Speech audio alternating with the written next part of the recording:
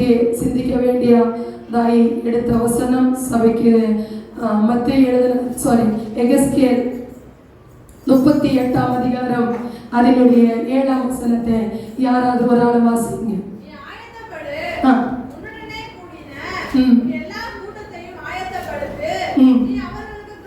நீ அவர்களுக்கு யாராய் இருக்கணுமா? காவலாளனாயிரு. என்ன செய்யணும்? நீ முதல்ல என்ன ஆகணும்? ஆயத்தப்படணும். அதுக்கப்புறம் என்ன செய்யணும்? உன்னுடனே கூடினா எல்லா கூட்டத்தாரையும் ஆயத்தப்படுத்தணும்.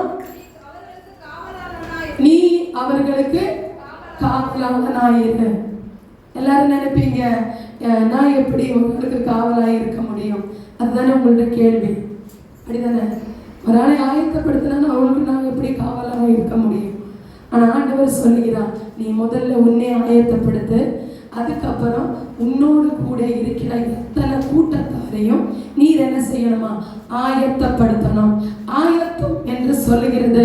அதில் திருநெல்வேலியிலே நான் சொன்னது போல அதில் ஒரு மணமகன் அதில் ஒரு மணமகன் தன்னுடைய கல்யாணத்துக்காக ஆயத்தம் பண்ணி அதில் அவருடைய வஸ்திரங்களை தரித்து அவருடைய கல்யாணம் அதில் சேரில் வந்து உட்கார்ற வரைக்கும் அவன் ஆயத்தப்படுவான். எதுக்கு தெரியுமா? நல்ல வஸ்திரத்தை தரிக்கணும், நல்ல ஆர்னமெண்ட்ஸை போடணும், நல்ல ட்ரெஸ்ஸை போடணும், நல்ல ஜுமுக்கியை போடணும், நல்ல வளையலை போடணும், பிறகு என்னென்ன கொலுசை போடணும், எல்லாம் போட்டு இங்கே இருந்து தலைமுட்டை அடி வரைக்கும் என்ன வைக்கணும்? பூ வைக்கணும். இது எல்லாரும் என்னை பார்க்கக்கூடிய நாள். அதனால நான் இன்னைக்கு ஆயத்தமாக இருந்து அத்தனை பேர்களை நான் என்ன செய்யணும்? கவர்ச்சிப்படுத்தணும்னா அதில் அட்ராக்ஷன் படுத்தணும் என்ற ஒரு நோக்கத்தோட மணமகள் வந்து ஆயத்தமாகி தன்னுடைய மணி அறையில பிரவேசிக்க அந்த கல்யாண தாலி கட்டுறதுக்கு முன்னாடி அவள் ஆயத்தப்படுவாள். அப்படிதானே?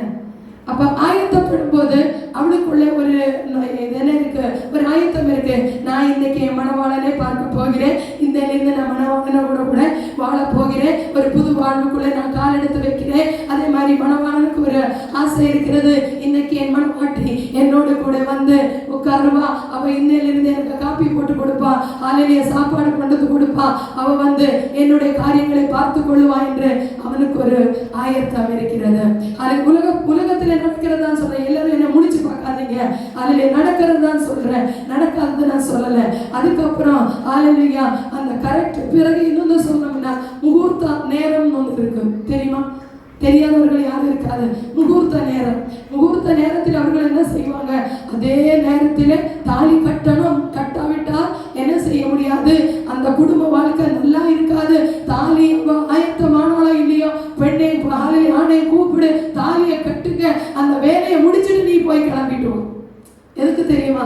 முகூர்த்த நேரம் முடிஞ்ச பிறகு ராவு காலம் வந்துடுமா? அந்த ராவு காலத்தை தப்பிக்கும்படிக்காக இவர்கள் என்ன செய்வாங்க? அந்த முகூர்த்த நேரத்தை பார்த்து அவர்கள் அந்த விவாகத்தை நடத்தி வைப்பார்கள். அப்போ அவர்களுடைய ஆயத்தத்தோட அந்த விவாக ஆலய சடங்குக்கு வந்து உட்காரும் போது ரெண்டு பேரும் சந்தோஷத்தோட அந்த ஆலய வேதியில் உட்கார்ந்து அத்தனை பேரையும் அவர்கள் என்ன செய்வார்கள்? வருகிறவர்களை ஆலய வரவேற்பார்கள். அதே மாதிரி நம்முடைய வாழ்க்கையிலே நாம் ஆயத்தப்படணும். எப்படி ஆயத்தப்படணும்? நம்முடைய வாழ்க்கையிலே நாம் எப்படி ஆயத்தப்படணும்? ஹல்லேலூயா. வசனத்தின் பிரகாரமாய் பார்க்கும்போது வசன பைபிளிலே ரெண்டு கூட்டத்தார் ஆயத்தமாக இருந்தார்கள். ஹல்லேலூயா. மத்தேயு எழுதின சுவிசேஷம் 25ஆம் அதிகாரம் அதனுடைய 1 முதல் கொண்டு 13 வரை வாசிக்கும் போது அதிலே சொல்லப்பட்டிருக்கிறது. ஹல்லேலூயா. ரெண்டு கூட்டத்தாரை நாம் பார்க்க முடியும். அதில் ஒரு கூட்டத்தார் ஆயத்தமானவர்களும் ஒரு கூட்டத்தார் ஆயத்தமானவர்களும். இந்த ஆயத்தமானவர்கள் என்ன செய்தார்கள்? அதில் எடுத்தவர்கள் வாசிக்கலாம்.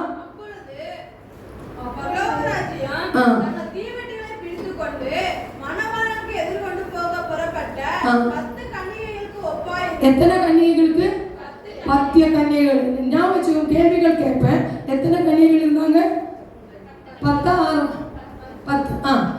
அவர்களில் 5 பேர் புத்தியுள்ளவர்களும் 5 பேர் புத்தி இல்லாதவர்களுமாய் இருந்தார்கள். புத்தி இல்லாதவர்கள் தங்கள் தீவட்டிகளை எடுத்துக்கொண்டு போனார்கள், என்னையா கூட கொண்டு போகவில்லை. புத்தியுள்ளவர்கள் தங்கள் தீவட்டிகளோட கூட தங்கள் பாத்திரங்களை எண்ணெயும் கொண்டு போனார்கள்.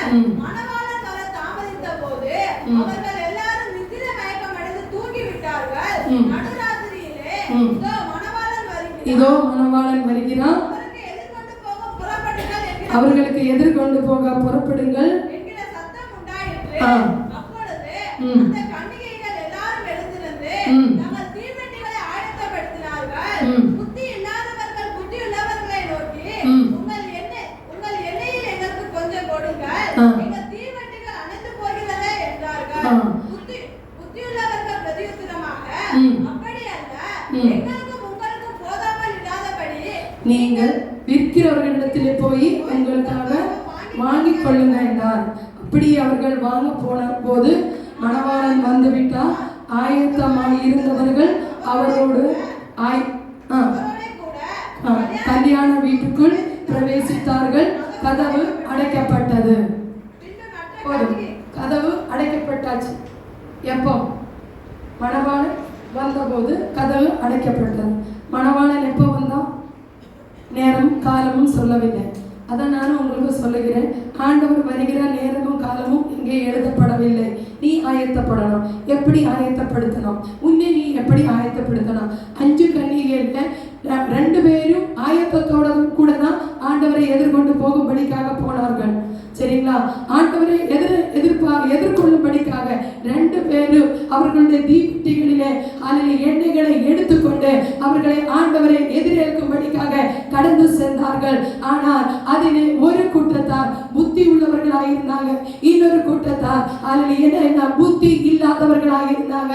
புத்தி உள்ளவர்கள் அவர்களுடைய தீபெட்டிகளிலே எண்ணெய்களை நிறைத்து கொண்டு அவர்கள் போனார்கள். புத்தி இல்லாதவர்கள் அதிலே வேறு எண்ணெய் எடுக்காமல் இருக்கிற எண்ணெய் எடுத்துக்கொண்டு ஆண்டவரை எதிர்கொண்டு செல்லும்படிக்காக சென்றார்கள். மணவாளன் வருவதற்கு நேரமாயிட்டு, அதனால இவர்கள் எல்லாரும் என்ன செய்தார்கள்? தூங்கி விட்டார்கள். தூங்குற நேரத்திலே ஒரு சத்தம் கேட்கிறது, இதோ மணவாளன் வந்து விட்டார், அவர்களை எதிர்கொண்டு செல்லும்படிக்காக நீ என்ன செய்யணும்?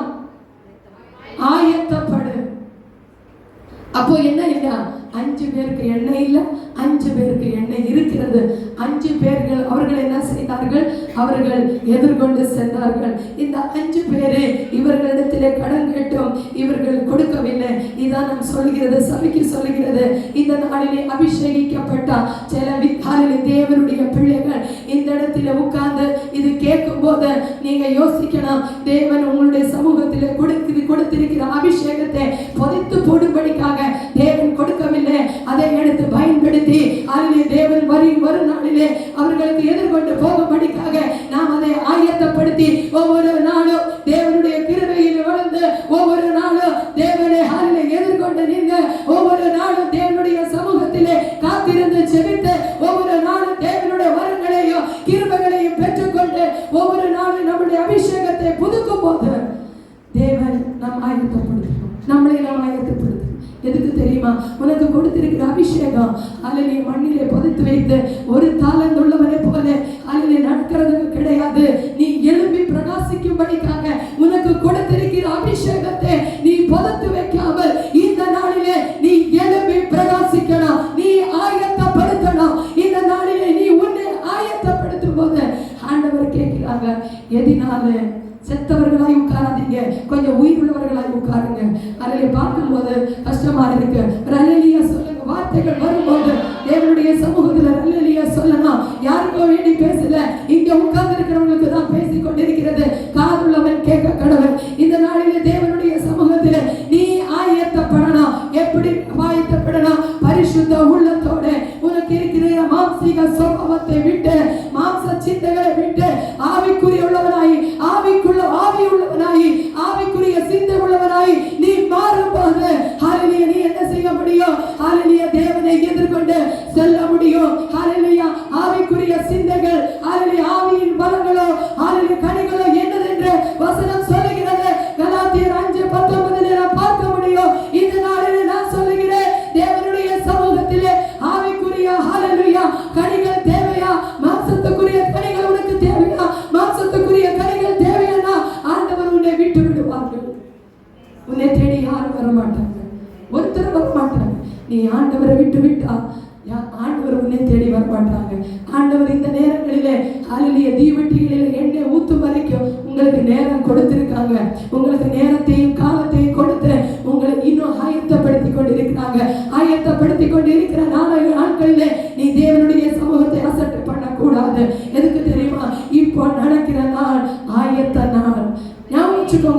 ஆயத்தம். இனி காலம் செல்லாது, காலம் இனி செல்லாது. காலத்தின் நெருக்கடிகள் வந்து கொண்டிருக்கிறது.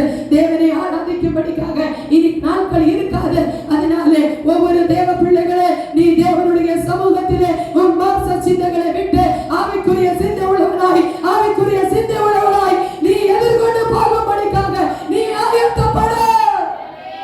நீ ஆயத்தப்படணும் தேவனுடைய சமூகத்தில். மனுஷர்களுக்கு முன்னாடி நீ ஆயத்தப்படக்கூடாது. மனுஷர்கள் உன்னை உதறி விட்டுட்டு போவாங்க. எதுக்கு தெரியுமா? அவர்களுடைய அன்பும் அவருடைய பாசமும் கொஞ்ச நேரத்திலே தணிந்து போகும். ஆனா ஆண்டவர் உன்னை நேசித்தா அது நித்தியமாய் பரலோகத்திலே நாம் வாழ முடியும். நித்தியமாய் அங்க மரணம் இல்லை.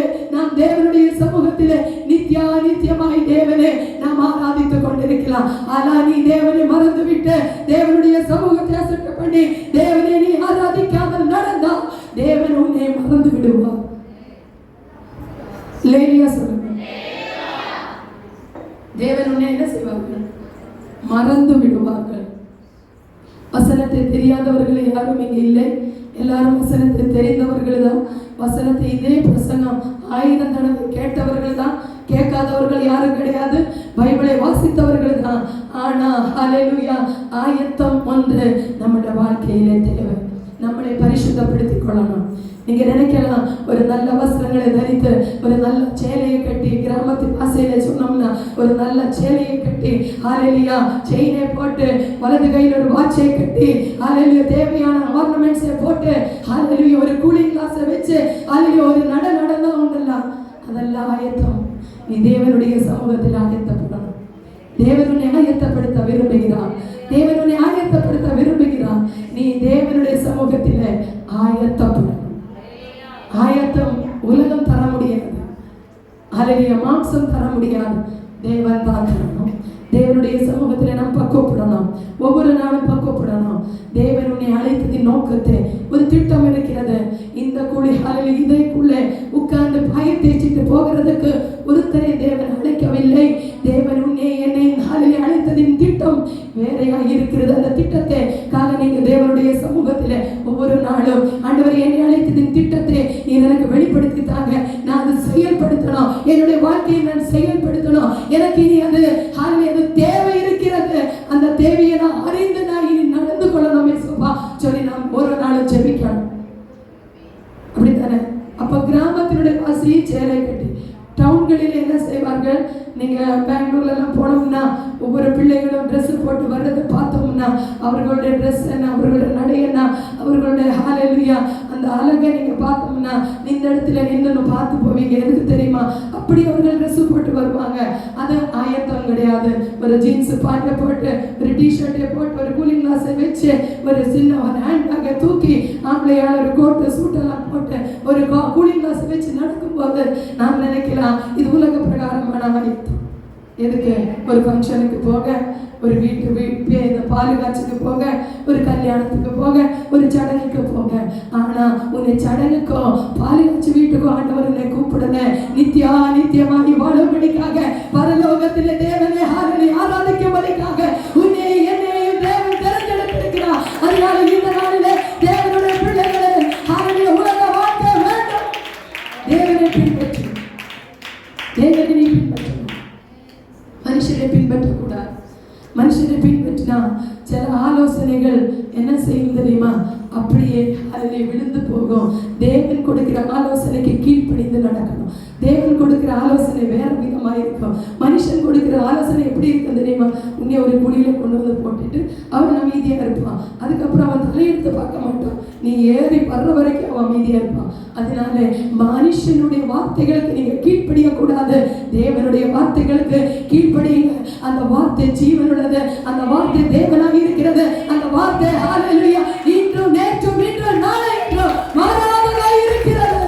அதான் தேவனுடைய வார்த்தை. நான் மனுஷனை பார்த்து சபைக்கு வரக்கூடாது. ஆண்டவரை பார்த்து வரணும். உனக்குள்ள ஆயத்தத்தோட நான் தேவனை ஆராதிக்க போகிறேன். தேவனை மகிமைப்படுத்த போகிறேன். ஹல்லேலூயா. தேவனை நான் துதிக்க போகிறேன். தேவனை நான் ஹல்லேலூயா மன மகிழ்ச்சியோடு ஆராதிக்கணும் என்ற உற்சாகத்தோடு ஹல்லேலூயா கோவில் கொடைகள் எல்லாம் வந்து கம்பீரமாய் கொண்டாடும் போது நம்மளுடைய கோவில் கொடை ஒரு ஞாயிற்றுக்கிழமை ஆகியிருந்தா அந்த ஞாயிற்றுக்கிழமை தேவனை நாம் கொண்டாடுகிறவர்களாய் காணப்படும். தேவனை ஆராதிக்கிற தேவனுடைய பிள்ளைகள், அந்த ஞாயிற்றுக்கிழமை அல்லேலூயா யாருக்கும் கிடைக்காத சாக்கியம் தேவன் நமக்கு கொடுத்திருக்கிறாங்க.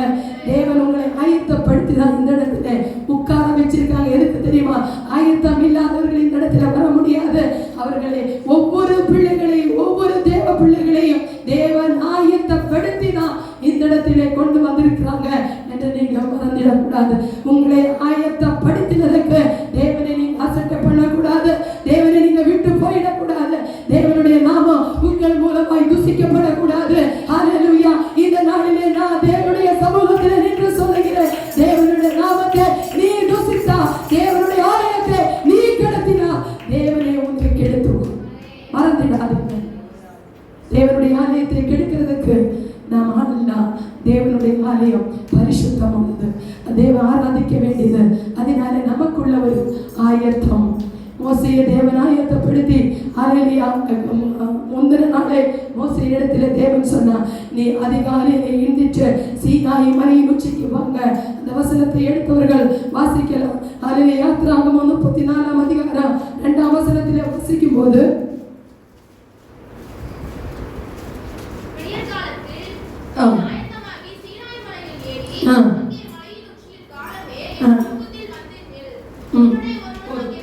விடியற் காலத்தில், எந்த நேரத்தில்? விடியற் காலத்தில். விடியற் காலம் என்னது? யாரும் எந்திரிச்சிருக்க மாட்டாங்க அந்த நேரத்தில். இவங்களுக்கு வேற வேலையா? ஹல்லேலூயா. இவங்க விடியற் காலத்துல வேற வர சொல்லியிருக்காங்க. நான் போய் தான் ஆகணும். ஹல்லேலூயா. ஆனா தேவன் மோசேயை ஆயத்தப்படுத்தினது எதுக்கு தெரியுமா? 6 லட்சம் ஜனங்களை மறுபூமியிலே ஹல்லேலூயா நடத்தி வரும்படிக்காக எகிப்தில் உள்ள பிள்ளைகளை தேவன் ரட்சித்து ஹல்லேலூயா கானானுக்கு கொண்டு வந்து சேர்க்கும்படிக்காக முன்னமே அவன் தாயின் கருவில் உருவாகிறதுக்கு முன்னமே மோசேயை தேவன் அறிந்து கொண்டார். அதனாலதான் மோசேயை தேவன் தெரிந்தெடுத்து அந்த இடத்திலே தேவன் என்ன செய்கிறார்? மோசேயை இடத்திலே தேவன், நீ ஹல்லேலூயா விடியற் காலத்திலே நீ எழுந்து எங்க வரணும்? சீனாய் மலையின் உச்சிக்கு வா. எதுக்கு தெரியுமா? என் பிள்ளைகள் என்னை ஆராதிக்கிற என் ஜனங்கள் அவர்கள் வீணராய் போயிடக்கூடாது.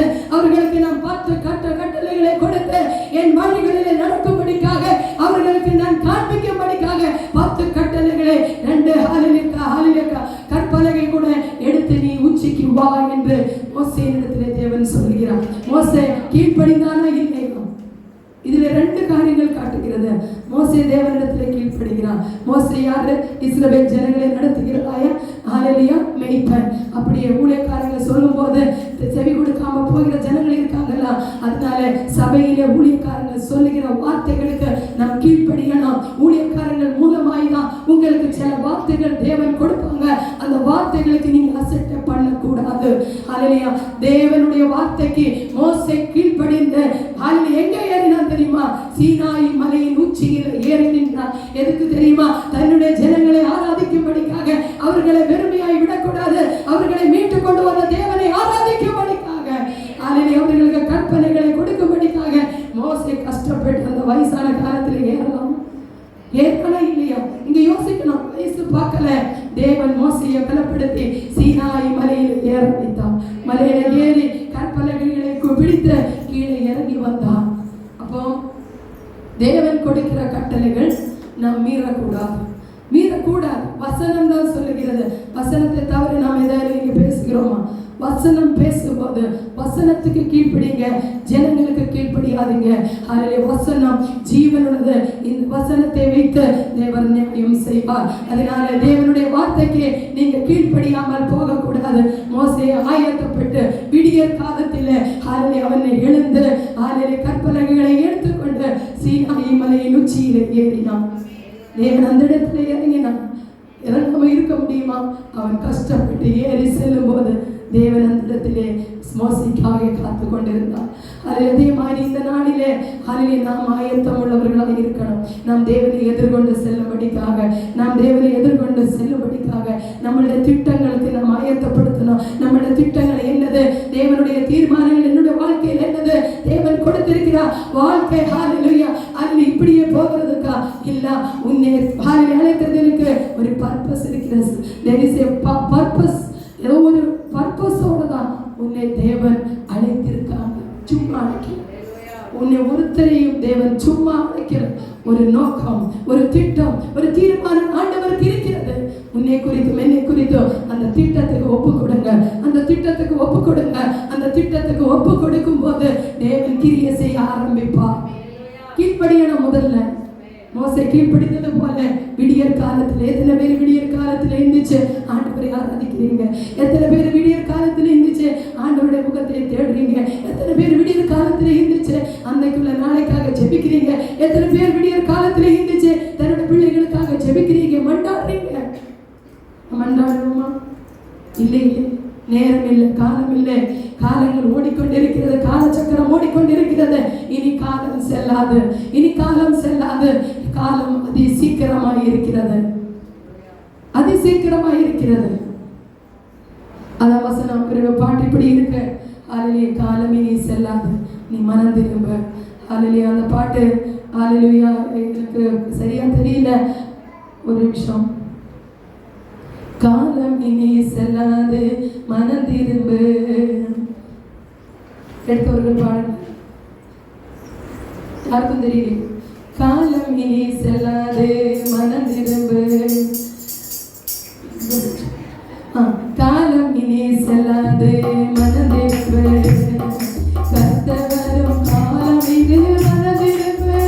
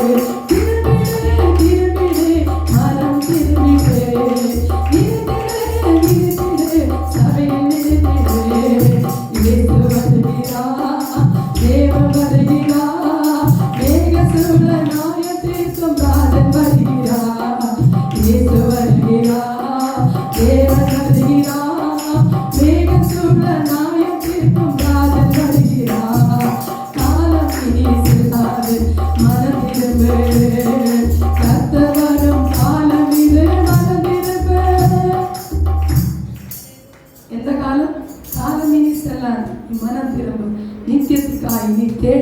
நித்தியத்தை நீ தேடினாதான் நித்தியம் உன்னை தேடி வரும். அதில் காலம் செல்லாது. இந்த பாட்டு படிக்க 2 வாரம் எடுத்தது. அதில் ஆனாலும் பாடணும்னு நினைச்சிட்டேன், 2 வரியாச்சும் பாடணும் நினைச்சேன், பாடுனேன். அதில் ஆனாலும் அது பாடுறேன். இன்னொரு பாட்டு இருக்குது, இன்னொரு நாள் சொல்றேன். ஹல்லேலூயா. ஆமாம், இந்த நாளிலே அதில் அதுவும் இந்த வார்த்தைக்கு ஒத்து போகும். முடிஞ்ச நான் கடைசியில் பாடுறேன். அது இந்த நாளிலே தேவன் நம்மளை அழைத்ததின் நோக்கத்தை, திட்டத்துக்காக தேவனுடைய சமூகத்தில் அமர்ந்திருந்து நாம் ஆயத்தப்படணும். எப்படி ஆயத்தப்படணும்? அதில் முதலாவது எகஸ்கேல் தீர்க்கதரிசியின் இடத்துல தேவன் சொல்லுகிறார், நீ ஆயத்தப்படு, உன்னை நீ ஆயத்தப்படுத்தணும். அதில் நமக்குள்ளவருக்குள்ள இருக்கிறவர்களை நான் நேசிக்க முடியல, மற்றவர்களை நேசிக்க முடியல, மற்றவர்களுக்கு அன்பு காட்ட முடியல, மற்றவர்களை பார்த்தா எரிச்சல் வருகிறது, மற்றவர்களை பார்த்தா அதில் ஒரு சோத்திரம் சொன்னா உங்களுக்கு அதில் வேற எந்த ஆத்திரம் வருகிறது. அதனால மற்றவர்களை நாம் பார்க்க கூடாம நாம் ஒளிகிற நாட்கள் ஒளிந்து கொண்டு ஓடிக்கொண்டிருக்கிறது. அதனால இந்த நாளிலே தேவன் சொல்லுகிறார், உன் கோபங்கள், எரிச்சல்கள், அதிலே பொறாமைகள், அதில் எல்லாவற்றையும் விட்டு நீ ஆயத்தப்படுத்தணும். உன்னை நீ ஆயத்தப்படுத்தணும். உன்னை நீ ஆயத்தப்படுத்தி நீ தேவனை எதிர்கொண்டு செல்லும்படிக்காக ஆயத்தப்படணும். நீ முதல்ல உன்னை ஆயத்தப்படுத்தணும். அத 10 கன்னிகைமார்ல 5 பேர் புத்தி உள்ளவர்களாய் இருந்தால் ஞானமாய் நாம் ஆயத்தப்படுத்தணும். பரவசமாய் கிடையாது, அவர் ஞானம் உள்ளவர்களாய் தேவன் வரும் மட்டும் ஞானம் உள்ளவர்களாய் உட்கார்ந்திருந்தாங்க. அதுதான் நம்மளுடைய சபையின் கூட்டத்தார் கடைசி வரைக்கும் நிலைநிற்கிறவர் என பாக்கியவான் என்று சொல்லப்பட்டிருக்கிறது. அதனால கடைசி வரைக்கும் நிலைநிற்கணும். அதில் இடையில ஓடக்கூடாது. அதில் தேவன் நமக்கு ஒரு தோட்டத்தை கொடுத்திருக்கிறாங்க. இதுக்கு எக்ஸாம்பிள் இன்னொரு காரியத்தை சொல்லுகிறேன். ஆதாம் தன்னுடைய அதில் தேவன் ஆதாமை உண்டாக்குகிறதுக்கு முன்னாடி ஏதேன் தோட்டத்தை ஆயத்தப்படுத்தி ஏதேன் தோட்டத்திலே ஆதாமை ஏவாளை நிறுத்திவிட்டு ஹல்லேலூயா தேவன் அவர்களுக்கு தேவையான அனைத்தை ஆயத்தப்படுத்தி வைத்துட்டு தேவன் என்ன செய்தார்? ஹல்லேலூயா காத்து கொண்டிருந்தார். அதுக்கிடையிலே தேவனாக ஆதாமிட்ட சொல்லுகிறார், எல்லாவற்றையும் நீ சாப்பிடலாம், ஆனா ஒன்று நீ சாப்பிடக்கூடாது. ஆனா தேவன் அது எதற்கு அந்த மரத்தை நடுவில் வைத்தார்கள் தெரியுமா? அது உலகத்தை காட்டுகிறது, உலகத்தின் சிந்தையை காட்டுகிறது. எப்போ? அதான் சொல்லுகிறது பார்த்தா உலகம், அதில் உள்ள பார்த்தா என்னது? நம்மளுடைய ஆவி. உலகம் ஆவிக்குள்ள, நமக்கு மாம்சத்துக்கு உலகம் ஆவிக்கு என்னது? சண்டை நடக்குது. அது எப்படி சாப்பிடக்கூடாதுன்னு ஆதாமுக்கு இருந்தது. ஆனா அந்த உலகத்தை பார்த்து ஏவாள் வஞ்சிக்கப்பட்டா, ஆதாமே வஞ்சித்தா. அதில் 2 பேரும் வஞ்சிக்கப்பட்டு அவர்களுடைய ரட்சிப்பை இழந்து விட்டார்கள். அவர்கள் உலகத்தை பார்க்க போனார்கள், அவர்கள் தேவனை பார்க்கவில்லை. உலகம் சொல்ல 4 காரியங்கள் உன்னை பார்த்து உலகம் சொல்ல, நீ இங்க வந்தா உனக்கு நிறைய காரியங்கள் கிடைக்கும், அங்க போனா அது கிடைக்கும், இது கிடைக்கும். உண்மையான தேவனுடைய பிள்ளைகளை நான் சொல்லுகிறேன், இந்த நேரத்திலே நீ ஆண்டவரை பாரு, மனுஷரை பாராத, ஆண்டவரை தான் பார்க்கணும். ஆதாம் ஹalleluya சாப்பிட்ட நாளிலே தேவன் ஹalleluya அந்த ரட்சிப்பின் சந்தோஷத்தை அவனுக்குள்ள அந்த எல்லா காரியங்களையும் எடுத்துவிட்டு அவன் தோட்டத்துக்கு வெளியே போனான். நீங்க யோசிச்சு பாருங்க, எல்லா காரியங்களும் இருந்தது, புசிக்கிறதுக்கு குடிக்க எல்லா காரியங்களும் எல்லாம் அவனுக்கு தேவன் கொடுத்தான். அதை அனுபவிக்க முடியாமல் போயிட்ட. தேவன் உங்களுக்கு ஆசீர்வாதத்தை கொடுத்திருக்காங்க, அதை அனுபவிக்க முடியல. என்ன தெரியுமா? அதில் அதை எப்படி பெற்றுக்கொள்ளணும் என்று நமக்கு தெரியாம உட்கார்ந்து கொண்டிருக்கிறோம். நாம் பெற்றுக்கொள்ளல, இன்னும் பெற்றுக்கொள்ள வேண்டியது நிறைய இருக்கு.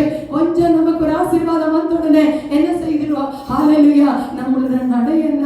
ஹalleluya நம்மளுடைய ஹalleluya போக்கல எதுவும் யாரும் சொல்ல முடியாது. சொய் சொய் சொய், அதுதான் போயிட்டு வர்றது, போதும் தெரியாது வரதும் தெரியாது, சொய் சொய், இதுதான். அது பயங்கர ஸ்பீடா இருக்கும். ஆனா நான் சொல்லுகிறேன், இந்த நாளிலே உலகம் உன்னை பார்த்து 10 காரியங்கள் சொன்னா, நான் தேவனி எனக்கு சொல்லணும், ஆண்டவர் போதும், எனக்கு எதுவும் வேண்டாம், எனக்கு என்னை படித்த ஆண்டவர் சொன்னது போதும். ஆண்டவர் செய்ய நினைத்தது தடைபடாது. ஆசீர்வாதத்தை பெற்றுக்கொள்ளுங்க. தேவன் எல்லா ஆசீர்வாதங்களும் நமக்கு கொடுத்திருக்காங்க.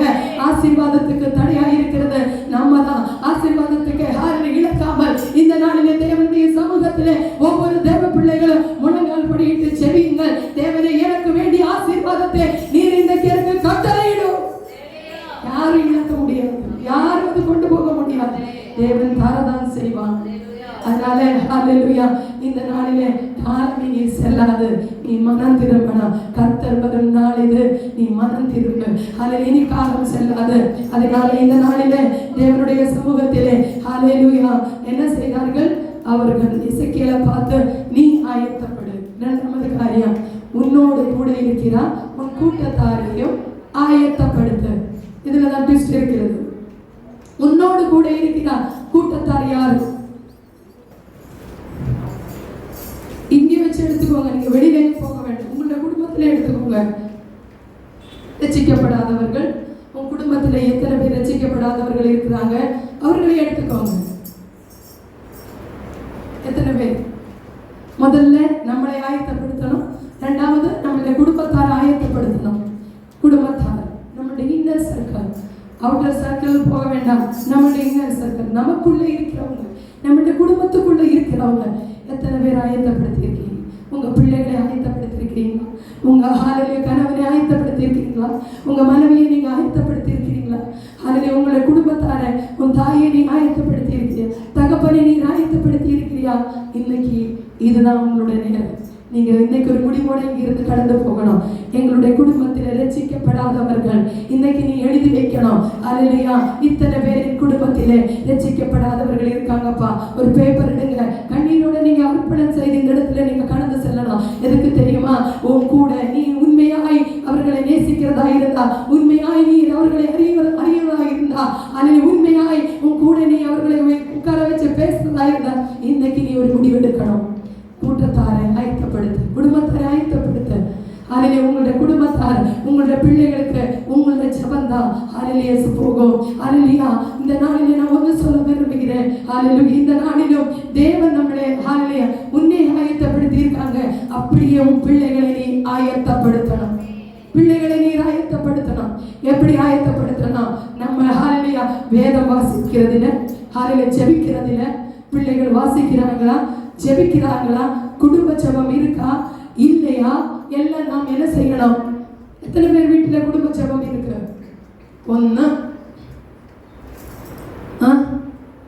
ஒண்ணுதானா? சரி, சோத்திரம். இனியாச்சும் இதை விட்டு விடாதீங்க. குடும்ப ஜெபம் தொடங்குங்க. நிறைய நேர நாட்கள்ல நான் சொல்லியிருக்கேன், குடும்ப ஜெபத்தில தான் நமக்கு விரோதமாய் எழும்புகிற ஆயுதங்கள் வாய்க்காம போகும். குடும்ப ஜெபத்தில நம்முடைய குடும்பங்கள் கட்டப்படும். குடும்ப ஜெபத்தில நம்முடைய பிள்ளைகளை வாழ்க்கைகள் கட்டப்படும். குடும்ப ஜெபத்திலே நமக்கு விரோதமாய் எழும்புகிற ஆயுதங்கள் வாய்க்காத போகும். உனக்கு விரோதமாயும் உன் குடும்பத்துக்கு விரோதமாய் எழும்புகிற ஆயுதங்கள் வாய்க்காத போகும். குடும்ப ஜெபம் நீ என்னைக்கு பண்ணுறியோ அன்னைக்கு தான் உன் குடும்பம் ரட்சிக்கப்படும். குடும்ப ஜெபம் தேவை. குடும்ப ஜெபம் எதுக்கு? ஒரு பழஞ்சொல்லி இருக்கு, நான் திருநெல்வேலியில சொன்னேன், குடும்ப ஜெபம் இல்லாத வீடு கூரை இல்லாத வீடு. அப்படிதானே?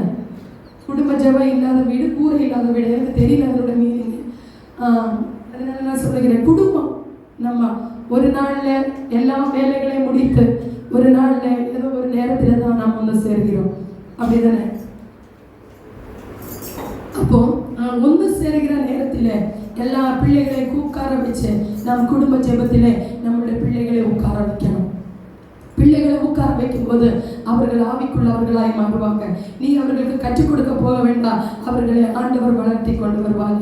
நீ அவர்களுக்கு பின்னாடி போய் அவர்கள் என்ன செய்ய வேண்டும் பார்க்க வேண்டாம், ஆண்டவர்கள் அவர்கள் நேரான வழிகளிலே நடத்துவார். இந்த நாளிலே நம்முடைய பிள்ளைகள் சீர்கெட்டு போகிறதுக்கு காரணம் நம்முடைய வாழ்க்கையிலே குடும்ப ஜெபம் இல்லை.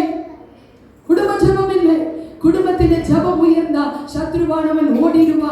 உன்னை ஜெயிக்க முடியாது, உன் பிள்ளைகளை ஜெயிக்க முடியாது, உன் தலைவர்களை ஜெயிக்க முடியாது. இந்த நாளிலே தேவன் சொல்லுகிற குடும்ப ஜெபத்தை நீங்க இதை கசட்டை பண்ணக்கூடாது. குடும்ப ஜெபத்தை ஆரம்பிங்க. என்னுடைய பிதாவானவர் ஹல்லேலூயா, என்னுடைய தகப்பனார் எங்களுடைய ஹல்லேலூயா 7 மணின்னு ஒரு நேரம் இருந்தா குடும்ப ஜெபத்தில் உட்கார வைப்பாங்க. அதனாலதான் இன்னைக்கு அத்தனை பிள்ளைகளை தேவன் ஆசீர்வாதமாகி வைத்திருக்காங்க. யாரும் ஆண்டவரை பின்வற்றி போகவில்லை, ஆண்டவரை விட்டு போகவில்லை. அத்தனை பேர் இருக்கிற இடத்திலே தேவனை இந்த நாளிலே ஆராதித்துக் கொண்டிருக்கிறாங்க. எதுக்கு தெரியுமா? என்னோட அப்பனுக்கு படிப்பறிவு கிடையாது, ஆனா ஒன்னே படிச்சிருந்தாங்க. ஹல்லேலூயா, ஜெபிக்க மட்டும் எங்க அப்பனுக்கு தெரியும். வேதம் வாசிக்க பைபிள் வாசித்து வாங்கி கொடுப்பாங்க.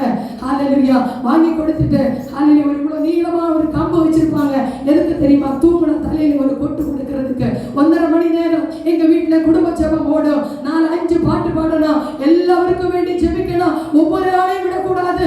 எல்லாரும் பேர் அப்ப சொல்லும் போது அத்தனை பேருக்கு நாங்க சோத்திரம் போடணும். இல்லைன்னா கொட்டு தான். இல்லைன்னா அன்னைக்கு ராத்திரி நமக்கு என்ன இல்லை, சாப்பாடு கிடையாது. அதனால எங்களுடைய அப்பா அப்படிதான் எங்களை வளர்த்தினாங்க. எங்களுடைய அப்பா ஒரு ஜெப வீராங்கனை ஆகி இருந்ததுனால இந்த நாளிலே அவர்களுடைய பிள்ளைகள் கர்த்தருக்குள்ள ஆசீர்வதிக்கப்பட்டிருக்கிறாங்க. அதனால குடும்ப ஜெபம் தேவை. குடும்பத்திலே உங்களுடைய ஜெபங்கள் உயரணும். குடும்பத்திலே உங்களுடைய ஜெபங்கள் ஜெபத்தின் சத்தம் கேட்கணும். ஹல்லேலூயா, குடும்பத்திலே ஜெபத்தின் சத்தம் இல்லையோ அந்த இடத்துல சண்டை சத்தம் வந்தானா சாத்தானானவன் குடும்பத்தை சூழ்ந்து கொள்ளுவான். ஹல்லேலூயா, அத்தனை ஹல்லேலூயா எத்தனை மணி நேரத்தில் நீ இந்திச்சாலும் ஹல்லேலூயா, எங்க அப்பா உதயம் நான் செய்கிறத பார்த்திருக்கேன். முழங்கால் படிட்டு முழங்கால் படிட்டு ஹல்லேலூயா ஜெபித்து கொண்டே இருப்பாங்க. ராத்திரி தூங்குனது நான் பார்த்தது கிடையாது. ராத்திரி தூங்க மாட்டாங்க, எல்லா நேரத்திலும் ஜெபித்து கொண்டே இருப்பாங்க. அந்த ஜெபம் தான் இன்னைக்கு எங்களை பாதுகாத்து கொண்டு வருகிறது. அப்பாவோட ஜெபம், உங்களுடைய ஜெபங்கள் ஹல்லேலூயா, பெற்றோர்களுடைய ஜெபங்கள் பிள்ளைகளை பாதுகாக்கும். பிள்ளைகளை பாதுகாக்கும். இந்த நாளே யோசுவா சொல்லுகிறார், ஹல்லேலூயா 25 ஹல்லேலூயா 15 சொல்லுகிறது. ஹல்லேலூயா, யோசுவா 24:15 சொல்லுகிறது, நானும் என் குடும்பமோ என்றால் கர்த்தரையே சேவிப்போம். சாட்சி உள்ளவர்களாய் மாறணும். யோசுவா ஹல்லேலூயா சொல்லுகிறார், நானும் என் குடும்பமோ என்றால் கர்த்தரையே சேவிப்போம். கர்த்தரை தான் சேவிக்கணும். உன் தலைமுறைகள் கர்த்தரை தேடணும். உன் தலைமுறைகள் கர்த்தரை தேடி ஓடணும். ஹல்லேலூயா, மனுஷரை பார்க்கும்படிக்காக நாம் ஓடக்கூடாது. இந்த நாளில் நீங்க யோசிச்சு பாருங்க, பிள்ளைகள் கேட்கறதெல்லாம் நீங்க வாங்கி கொடுக்குறீங்களா இல்லையா? சாப்பாடு கொடுத்தா கொடுக்குறீங்க. ஹல்லேலூயா, என்னெல்லாம் வாங்கி கொடுக்குறீங்க? ஹல்லேலூயா, என்னென்ன ஐஸ்கிரீம் வேணுமா கொடுக்குறீங்க? ஹல்லேலூயா, ட்ரெஸ் வேணுமா வாங்கி கொடுக்குறீங்க? ஹல்லேலூயா, என்ன வேணும்? சாக்லேட் வேணுமா? எது வேணுமா? எல்லாவற்றையும் வாங்கி கொடுக்குறீங்க. ஆனா எதுக்கு மட்டும் அவர்கள் கீழ்ப்படியாம போறாங்க? ஜெபத்துக்கு கீழ்ப்படியாம போறாங்க. எதுக்கு தெரியுமா? அவர்களுக்குள்ள ஆவியானவர் இல்ல. ஆவியானவர் இருந்தா நாங்க உட்கார்றதுக்கு முன்னாடி பிள்ளைகள் வந்து உட்காருவாங்க. அந்த நேரத்தை கடைப்பிடி. ஒரு நேரம் நீங்க வச்சுக்கோங்க. குடும்பத்துல எல்லாரும் வேலை முடிச்சுட்டு வந்து அவங்கவுங்க குடும்பத்துல உள்ளவர்களுக்கு தான் தெரியும் எத்தனை மணிக்கு நீங்க எல்லாரும் ஃப்ரீயா இருப்பீங்கன்னு. அந்த நேரத்துல 1 மணி நேரம், நிறைய நேரங்கள்ல நீங்க ஹல்லேலூயா நமக்கு ஒரு காரியம் கொடுக்கப்பட்டிருக்கிறது. இது வாழ்க்கை ஓடிக்கொண்டிருக்கிறது. எப்ப பார்த்தாலும் போன நான் உன்னை விட்டு விலகுவதும் இல்லை, உன்னை கைவிடுவதும் இல்லை. இதுதான் நம்மளோட வாழ்க்கை. இந்த நாளிலே போன் கேட்டா போன் வாங்கி கொடுக்குறீங்க, ட்ரெஸ் கேட்டா ட்ரெஸ் வாங்கி கொடுக்குறீங்க. அதுல கேட்கறதெல்லாம் உங்க பிள்ளைகளுக்கு நீங்க வாங்கி கொடுக்கும் போது என்னைக்காச்சும் பிள்ளைகள் எனக்கு ஒரு பைபிள் வாங்கித்தாங்கன்னு கேட்டிருக்காங்க? கேட்கல. என்ன தெரியுமா, இப்ப எல்லாம் வந்து பாஸ்ட் ஆயிட்டு பாஸ்ட். அதனால தேவ பிள்ளைகளை இன்னைக்கு நீங்க எச்சரிக்கையா இருந்துக்கோங்க. பிள்ளைகளுக்கு பைபிள் வாங்கி கொடுங்க. அதுக்கு இதுக்கு மேல செலவு பண்ற பைசா வச்சு ஒரு பைபிள் ஒரு பாட்டு புக்கும் வாங்கி கொடுங்க. பிள்ளைகளுக்கு அந்த வசனத்தை வாசித்து படிக்கட்டும், வசனத்துக்கு கீழ்ப்படியட்டும், வசனத்தின்படி நடக்கட்டும். நீங்க பிள்ளைகளை அது செய்கிறாங்களா இல்லையா மட்டும் பாருங்க. உங்க குடும்பம் ஆசீர்வதிக்கப்படும், பிள்ளைகள் ஆசீர்வதிக்கப்படுவாங்க. பிள்ளைகளுக்கு உங்களோட தலைமுறைகள் 4 தலைமுறை வரைக்கும் தேவன் ஆசீர்வதிக்கிற தேவன். நாளெல்லாம் உன் பிள்ளைகள் ஆண்டவருக்குள்ள இருந்தானா தலைமுறைகளை தேவன் ஆசீர்வதிப்பார். அதனால தேவ பிள்ளைகளை நீங்க மறக்க கூடாது. வசனத்தை வாசிக்கும்படிக்காகவும் ஜெபம் பண்ணும்படிக்காகவும் உங்க பிள்ளைகளை நீங்க ஆயத்தப்படுத்துங்க. உன் குடும்பத்தாரை ஆயத்தப்படுத்துங்க. உன் கணவனை நீ ஆயத்தப்படுத்த. கணவன் ஆயத்தப்படலையா, அவன் ஆண்டவருக்குள்ள இல்லையா, முழங்கால் போடு. ஆண்டவரை இத்தனை வருஷமா நான் ஜெபித்துக் கொண்டிருக்கிறேன், என் கணவனை ஏறச்சிக்குள்ள கடந்து வரல. இதுக்கு ஒரு முடிவு காண்பிக்கும். நாம தான் ஜெபிக்கணும், நாம தான் முழங்கால் போடணும். முழங்கால் போட முடியாது. என்ன தெரியுமா, கால் வலிக்கு, முட்டு வலிக்கு, அப்பதான் வலிக்கும். இல்லை ஆஷ்லிட்ட எழுத சொன்னா சொல்லுவான், எனக்கு கை வலிக்கு, என்னால் முடியல சொல்லுவான். அப்படியே ஜெபம் பண்ண சொன்னா நாம என்ன சொல்லுவோம், முட்டு வலிக்கு, வாய் வலிக்கலையே. இப்போ பேசுறதுக்கான ஒரு வாய் கொடுத்துருக்காங்க இல்லையா, வாய் வலிக்குமா? அது நீங்க சொல்லணும்ல, வாய் வலிக்கு, என்னால் சத்தமா பாட முடியல, ஜெபிக்க முடியல, அது சொல்லணும். அப்ப இந்த நாளில தேவனை ஆராதிக்க வேண்டிய நேரம் தேவனுக்கு என்று நாம் கொடுக்கணும். தேவனுக்கு என்று நாம் கொடுக்கணும். அல்லேலூயா. மாடி வீடு கட்டலாம், ஆனா அதுல வீடு கட்டலாம், நகை வாங்கி போடலாம். உன் பிள்ளைகளை உன் ஆண்டவருக்குள்ள ஆதாயப்படுத்தல, உன் கணவனே அல்லேலூயா மனைவி நீ ஆதாயப்படுத்தலன்னா நீ தான் ஆண்டவருக்கு கணக்கு கொடுக்கணும். ஆண்டவருக்கு கணக்கு கொடுக்கணும். எப்படிப்பட்ட பேதையை ஞானியாக்குகிற தேவன், எப்படிப்பட்ட துன்மார்கனை ஆண்டவன் விடுவித்து கொண்டு வருகிற தேவன். அப்ப நம்மளுடைய கணவனை மாற்ற மாட்டார்களா? நம்முடைய பிள்ளைகளை தேவன் மாற்ற மாட்டார்களா? மாற்றுவார். நீ முழங்கால் படியிடணும், முழங்கால் படியிட்டு செபிக்கணும். முழங்கால் படியிட்டு செபிக்கும் போது ஆண்டவர் பதில் கொடுப்பார், கிரியை செய்வார், கிரியை செய்வார், செய்வார், செய்வார், செய்வார். எதுக்கு தெரியுமா? அவர் ஜீவனுள்ள தேவன், அவர் நம்முடைய ஜெபத்துக்கு பதில் கொடுக்கிற தேவன். அதனால இந்த நாளிலே முதலாவது நாம் ஆயத்தப்படணும், இரண்டாவது நம்முடைய குடும்பத்தாரை நாம் ஆயத்தப்படுத்தலாம், மூணாவது ஹல்லேலூயா யாரை ஆயத்தப்படுத்தலாம்? நமக்கு சுத்தி இருக்கிறவர்களை நாம் ஆயத்தப்படுத்தணும். நமக்கு சுத்தி இருக்கிறவங்க யாரு? யாராயிட்டும்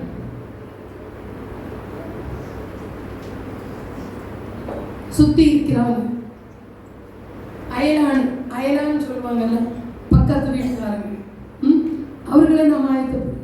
இங்க அயலான பார்த்தா தலை தெறிக்கு ஓடிடுவோம். ஐக்கியம் இல்லை. ஒரு ஆளை பார்த்தா ஒரு ஆளுக்கு பிடிக்காது, அவர்களை பார்த்தா பிடிக்காது. நீங்க இன்னைக்கு ஒரு தீர்மானம் பண்ணுங்க. உண்மையில நீ உங்களுடைய அயலான நீ நேசிக்கிறதா இருந்தா இன்னைக்கு ஒரு தீர்மானத்தோட போங்க. அவர்களுடைய பெயர்களை எழுதி வச்சு நீங்க ஜெபிங்க. அதுக்கு தான் உன்னை ஆண்டவருடைய தோட்டத்திலே கொண்டு வந்திருக்கேன். நீ தான் அதுக்கு பொறுப்பாளி.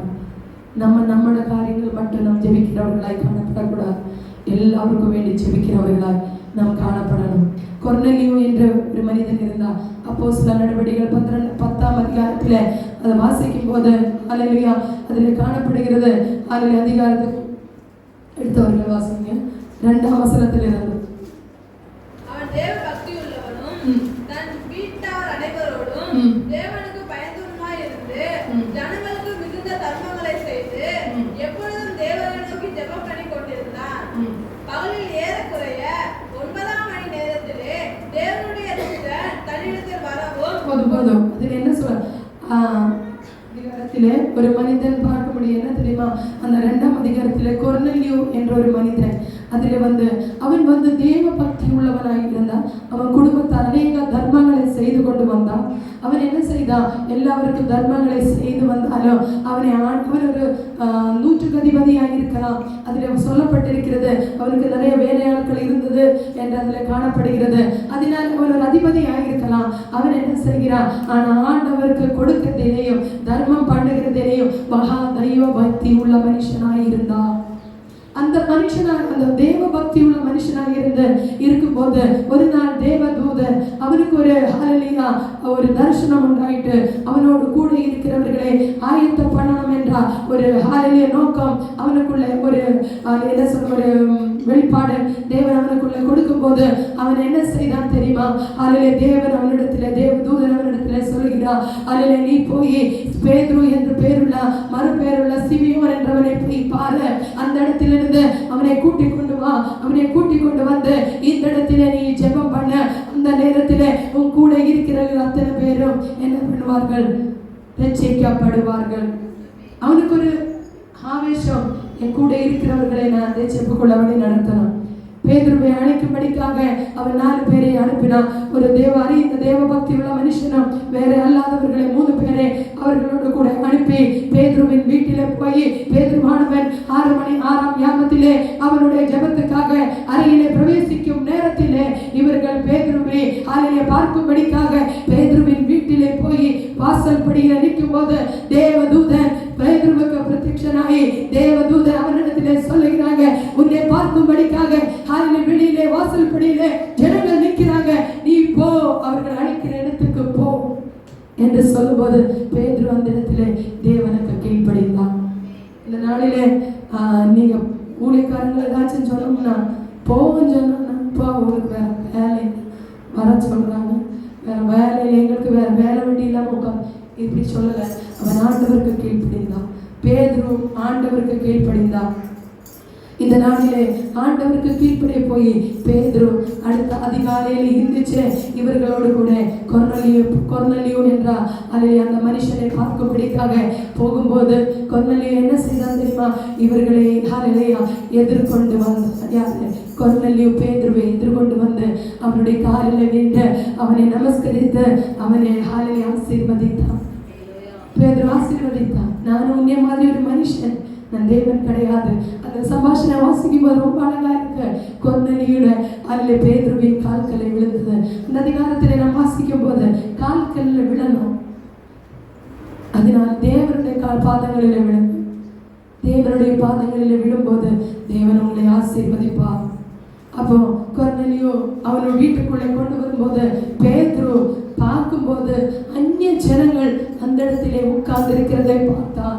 அப்ப பேதுரு சொன்ன இவர்கள் யூதர்கள் கிடையாது என்று சொல்லும்போது ஹல்லேலூயா, தேவனுடைய ஹல்லேலூயா வார்த்தை அவனுக்கு உண்டாகி, நான் முகபக்ஷம் இல்லாத தேவன், நீ வார்த்தையை பேசு என்பது தேவன். ஹல்லேலூயா, பேதுரு அந்த இடத்திலே வார்த்தையை பேச ஆரம்பித்தான். எத்தனை பேர் அந்த அதிகாரத்தை எடுத்தவர்கள்? அதில் கடைசியில் வாசிக்கும் போது அவனுடைய பிரயாசம், பேதுருவினுடைய பிரயாசம், இவன் ஒரு யூதன் அல்ல, நான் எப்படி இவர்களுக்கு பிரசங்கம் பண்ணுவேன், எப்படிதான் ஆண்டவருக்குள்ள வழி நடத்துவேன்? நீங்க நினைக்கிறீங்க பக்கத்தில் உள்ளவர்கள் தேவனை அறியாதவர்கள், நீங்க நினைக்கிறீங்க பக்கத்துல வீட்டில் உள்ளவங்க அவர்கள் கோவிலுக்கு போறவங்க, சாமி ஆடுறவங்க, அவர்களிடத்துல போய் தேவனை எப்படி சொல்ல முடியும்? ஆனா அதிலே பெரிய ஒரு இது தேவன் கொடுத்திருந்தாங்க. அது 10ஆம் அதிகாரம் அதனுடைய 44ஆம் வசனத்தை வாசிக்கும் போது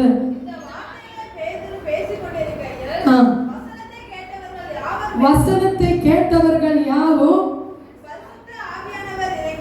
பரிசுத்த ஆவியானவர் இறங்கினார்.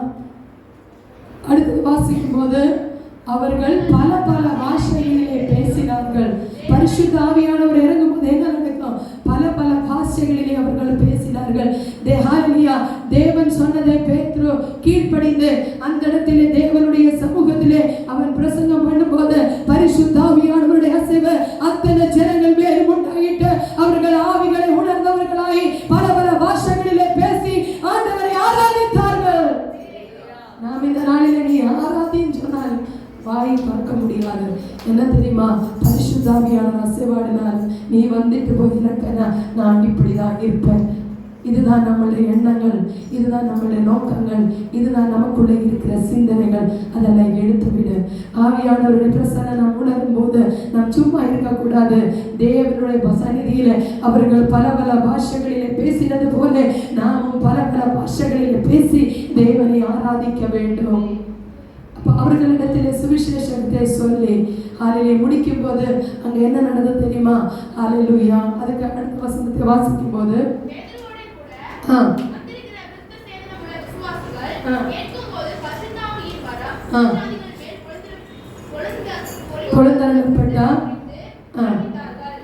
பொழுது பேதுரு நம்மை போல பரிசுத்தாவியை பெற்றார், இவர்களும் ஞானஸ்நானம் பெறாதபடிக்கு எவனாகிலும் தண்ணீரை விளக்கலாமா என்று சொல்லி கர்த்தருடைய நாமத்தினாலே அவர்களுக்கு ஞானஸ்நானம் கொடுத்தார், கட்டளையிட்டார்.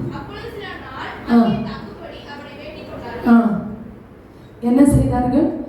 அந்த நேரத்திலே, நேரம் கொஞ்சம் கூட போகல, அந்த நேரத்திலே பேதுருவுடைய பிரசங்கத்தை கேட்டவர்கள் அந்த இடத்திலேயே பல பல பாஷைகளிலே பிரசங்கம் பேசி அவர்கள் ஆவிக்குள்ளாய் மாறி அந்த நாளிலே அந்த நேரத்திலே இயேசு கிறிஸ்துவின் நாமத்தினாலே ஞான ஸ்நானம் எடுத்தார்கள். இப்படி இருக்கணும் நம்மளுடைய பிரசங்கம். இந்த நாளில நாம் ஒரு ஆளுக்கு ஆண்டவரை பற்றி சொல்லணும்னா உடனே நம்மள ஒருத்தரை நம்ம கொண்டு வர முடியாது. முதல்ல சில புக்குகளை வாங்கி கொடுங்க, அவர்களுக்காக ஜெபம் பண்ணுங்க. அவர்களுக்காக ஜெபிக்கும் போது புக்குகளை வாங்கி கொடுத்துட்டு அப்படி பேசாம இருக்கக்கூடாது. நீங்க என்ன செய்யணும்? அதனுடைய ஃபீட்பேக் எடுத்துட்டே இருக்கணும். அந்த புக்கு எப்படி இருந்துச்சு, நல்லா இருந்துச்சு, வாசிங்களா, அதில் வேற புக்கு வாங்கிட்டு வரவா, இப்படி டெய்லி நீ கேட்கும் போது அவர்கள் அந்த புக்கு வாசிக்கும்படிக்காக ஆண்டவர் அவர்களுக்குள்ளே ஏவுவார். அந்த ஏவும் போது அவர்கள் அந்த புக்குகளை வாசிப்பார்கள். அதில் அந்த புக்குகளை வாசிக்கும் போது அவர்களுக்குள்ள பரிசுத்த ஆவியானவர் இடவிடுவார்கள். அப்பொழுது அவர்கள் மனம் திரும்புவார்கள். அது மட்டுமல்ல, அது கொடுத்துட்டு நாம் சும்மா இருக்கக்கூடாது. ஆண்டவருடைய சமூகத்தில் முழங்கால் படியிட்டு நம் கர்த்தரை நோக்கி பார்க்கணும். தேவனை எல்லாரும் நினைச்சியும் யாரும் கெட்டு போயிடக்கூடாது. எல்லாரும் நினைச்சிக்கும்படிக்காக தானே நீ உலகத்துக்கு வந்தீரே, ஐநாளுக்கு நீ இந்த நாளில் ஒரு ரட்சிப்பை கட்டளையிடும் ஆண்டவரே என்று சொல்லி நாம் ஜெபிக்கிறவர்களாய் மாறும்போதுதான் அவர்களுக்கு நாம் காவலாளராய் மாற முடியும். இதுதான் வசனம், இதுதான் சத்தியம். நாம் ஜெபிக்கிறாய் மாறும்போது நீ ஆயத்தப்படு, உன்னோடு கூட இருக்கிற அத்தனை கூட்டத்தாரே ஆயத்தப்படுது. அத்தனை கூட்டத்தார் இத்தனை பேர் அழிந்து போய் கொண்டிருக்கிறாங்க. எழுதுங்க, உங்க கிராமங்கள் அழியலையா? உங்க கிராமத்துக்கு பக்கத்து வீடு அழியலையா? அவர்களுடைய பேர்களை எழுதி நாம் இந்த நாளில் ஜெபிக்கிறவர்களுக்கு மாறும். ஜெபிக்கணும். ஜெபத்துக்கு பதில் தருகிற தேவன். ஜெபத்துக்கு பதில் தராத தேவன் கிடையாது, அவர் பதில் தருகிற தேவன். ஹல்லேலூயா. நாம் தேவனுடைய சமூகத்திலே ஹல்லேலூயா ஜெபிக்கிற ஜெபம் அத்தனையும் ஒன்றும் வீண் போகாது. எல்லாத்துக்கும் தேவன் ஹல்லேலூயா நூறத்தனையாய் பலனை தருவார். அதனால இந்த நாளிலே நீ ஆயத்தப்படு, உன் குடும்பத்தாரை ஆயத்தப்படுத்து, உன்னோடு கூட இருக்கிறான் அத்தனை பேரையும் ஆயத்தப்படுத்து. அப்படி இருந்தாலே நம்மளை கிராமம் ரசிக்கப்பட்டுடுமே இல்லையா? ரசிக்கப்படும். நாம் தான் பொறுப்பாளிகளாய், தேவன் நம்மளை பொறுப்பாளிகளாய் அந்தந்த கிராமத்தில் நிறுத்தியிருக்கிற நோக்கம் நம்முடைய அயலானுக்கு நாம் ஊழியம் செய்யும்படிக்காக, சுவிசேஷத்தை சொல்லும்படிக்காக, நம்முடைய அயலானை நாம் ரசிக்கும்படிக்காக நாம் தேவனுக்குள் அவர்களை கொண்டு வரும்போது, அவர்களுக்காக ஜெபிக்கும் போது ஆவியானவர் சும்மா இருக்க மாட்டாங்க. எதுக்கு தெரியுமா? அவர்களுக்கு வேண்டிதானே பிரயாசப்படுவோம். தேவனுக்கு வேண்டி நாம் பிரயாசப்படுவோம், தேவன் நமக்கு வேண்டி பிரயாசப்படுவார். அந்த ஜெபத்தை தேவன் கேட்பார். ஜெபத்தை கேட்டு நமக்கு பதில் கொடுக்கிற தேவனாக இருக்கு. பதில் கொடுப்பா. ஒரு நாளும் எதுக்கு நீ ஆயத்தப்படுத்தணும் சொல்லுகிற மத்த 24 அதிகாரத்தில் நாம் வாசிக்கும் போது அதனுடைய 42-44 வசனங்களை வாசிக்கும் போது அதிலே கொடுக்கப்பட்டிருக்கிறது.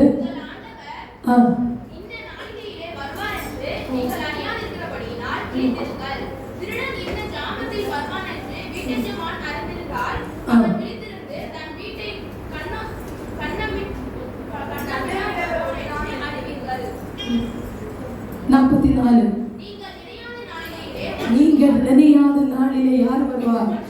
மனுஷகுமாரன் வருவார். ஆயினால் நீங்களும் ஆயத்த ஆயத்தமாயிருங்கள். போதும்.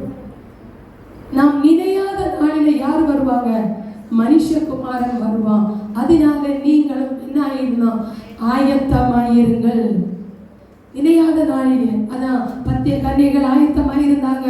அவர்கள் புத்தி உள்ளவர்களாக எடுத்துப்படப்பட்டார்கள். புத்தி இல்லாதவர்கள் கைவிடப்பட்டார்கள். ஒருவேளை இந்த ஆயத்தமானவர்கள் புத்தியுள்ளவர்களுக்கு கொஞ்சம் எண்ணெயை கொடுத்திருக்கலாம், அவங்க கொடுக்கல, அவங்க ஞானமாய் படைச்சாங்க. அதே மாதிரி நாம இந்த நாளிலே தேவனுடைய சமூகத்திலே ஞானமாய் படைக்கணும். எதுக்கு தெரியுமா? எந்த நேரத்திலே மணவாளன் வருகிறார் என்று தெரியாத காரணத்தினால் நாம் எந்த நேரத்திலும் அவரை எதிர்கொண்டு போகும்படிக்காக நாம் ஆயத்தம் உள்ளவர்களாய் காணப்படணும். ஆயத்தம் உள்ளவர்களாய் காணப்படணும். ஆயத்தம், இதுதான் தேவன் சொல்லுகிறார். நாம் ஆயத்தப்படணும். நம்மோடு கூட இருக்கிற அத்தனை பேரை நாம் ஆயத்தப்படுத்தணும். நம்ம அயலானை நாம் ஆயத்தப்படுத்தணும். நமக்கு ஹல்லேலூயா தேவன் கொடுத்திருக்கிற ரட்சிப்பை மற்றவர்களுக்கு நாம் சொல்லணும். மற்றவர்களை தேவனுடைய சமூகத்திலே கொண்டு வந்து சேர்க்கணும். இதுதான் தேவன் என்னையும் முன்னையும் அழித்ததின் நோக்கம், ஆயத்தப்படுத்ததின் நோக்கம் இதுதான் ஆயிருக்கிறது. அதனால வார்த்தை தேவனுடையது. வார்த்தைக்கு கீழ்ப்படியுங்க. வார்த்தை ஜீவனுள்ளதாக இருக்கிறது. அது ஹல்லேலூயா உலர்ந்த எலும்புகளை உயிரடை ஹல்லேலூயா செய்கிறதா இருக்கிறது. வார்த்தை தேவனுடையது.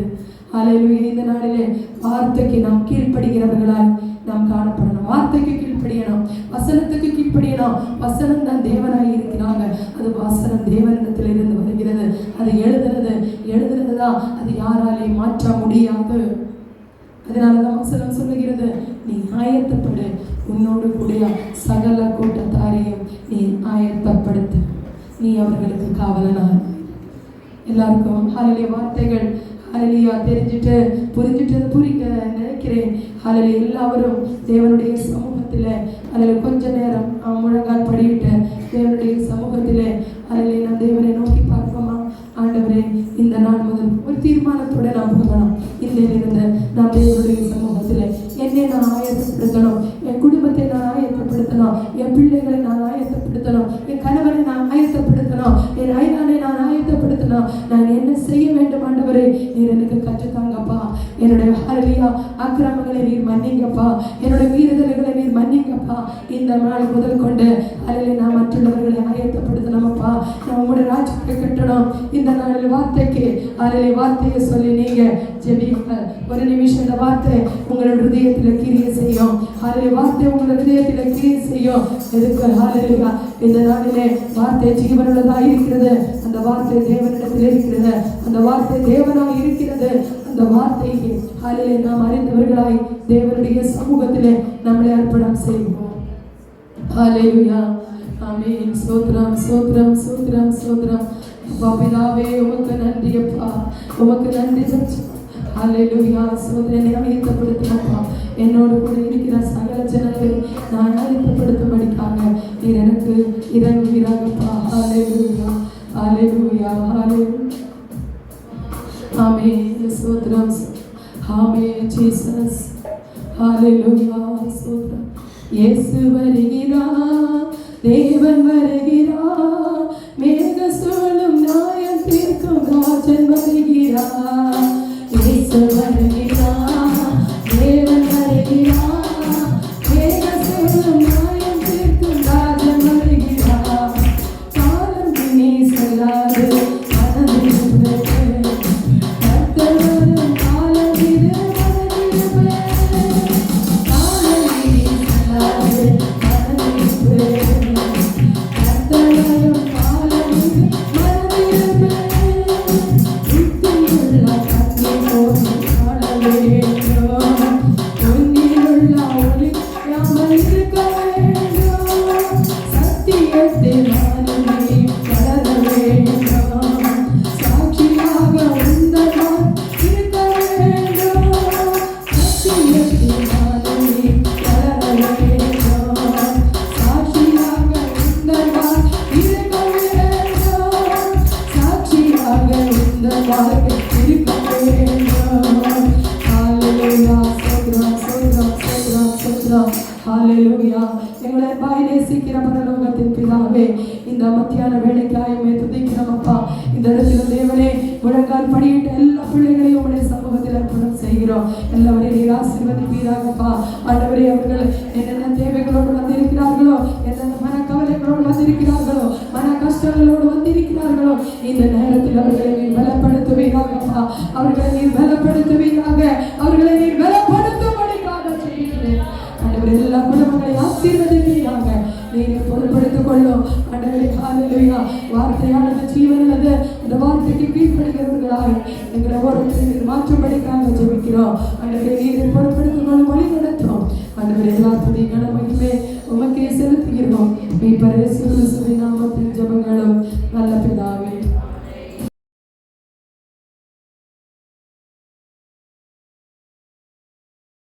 இந்த நாளிலே தேவன் சபைக்கு சிந்திக்க வேண்டிய எடுத்த வசனம் சபைக்கு மத்திய எகெஸ்கேல் 38 அதிகாரம் அதிலுடைய 7ஆம் வசனத்தை யாராவது ஒரு ஆள் வாசிங்க.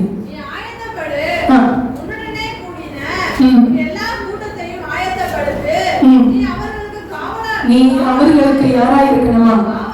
காவலாயிரு. என்ன செய்யணும்? நீ முதல்ல என்ன ஆகணும்? ஆயத்தப்படணும். அதுக்கப்புறம் என்ன செய்யணும்? உன்னுடனே கூடினா எல்லா கூட்டத்தாரையும் ஆயத்தப்படுத்தணும். நீ அவர்களுக்கு காவலாயிரு. எல்லாரும் நினைப்பீங்க, நான் எப்படி உங்களுக்கு காவலாக இருக்க முடியும்? அதுதானே உங்களோட கேள்வி. அப்படிதானே? ஒரு ஆளை ஆயத்தப்படுத்தினா அவளுக்கு நான் எப்படி காவலாக இருக்க முடியும்? ஆனா ஆண்டவர் சொல்லுகிறார், நீ முதல்ல உன்னை ஆயத்தப்படுத்து. அதுக்கப்புறம் உன்னோடு கூட இருக்கிற எத்தனை கூட்டத்தாரையும் நீர் என்ன செய்யணுமா? ஆயத்தப்படுத்தணும். ஆயத்தம் என்று சொல்லுகிறது.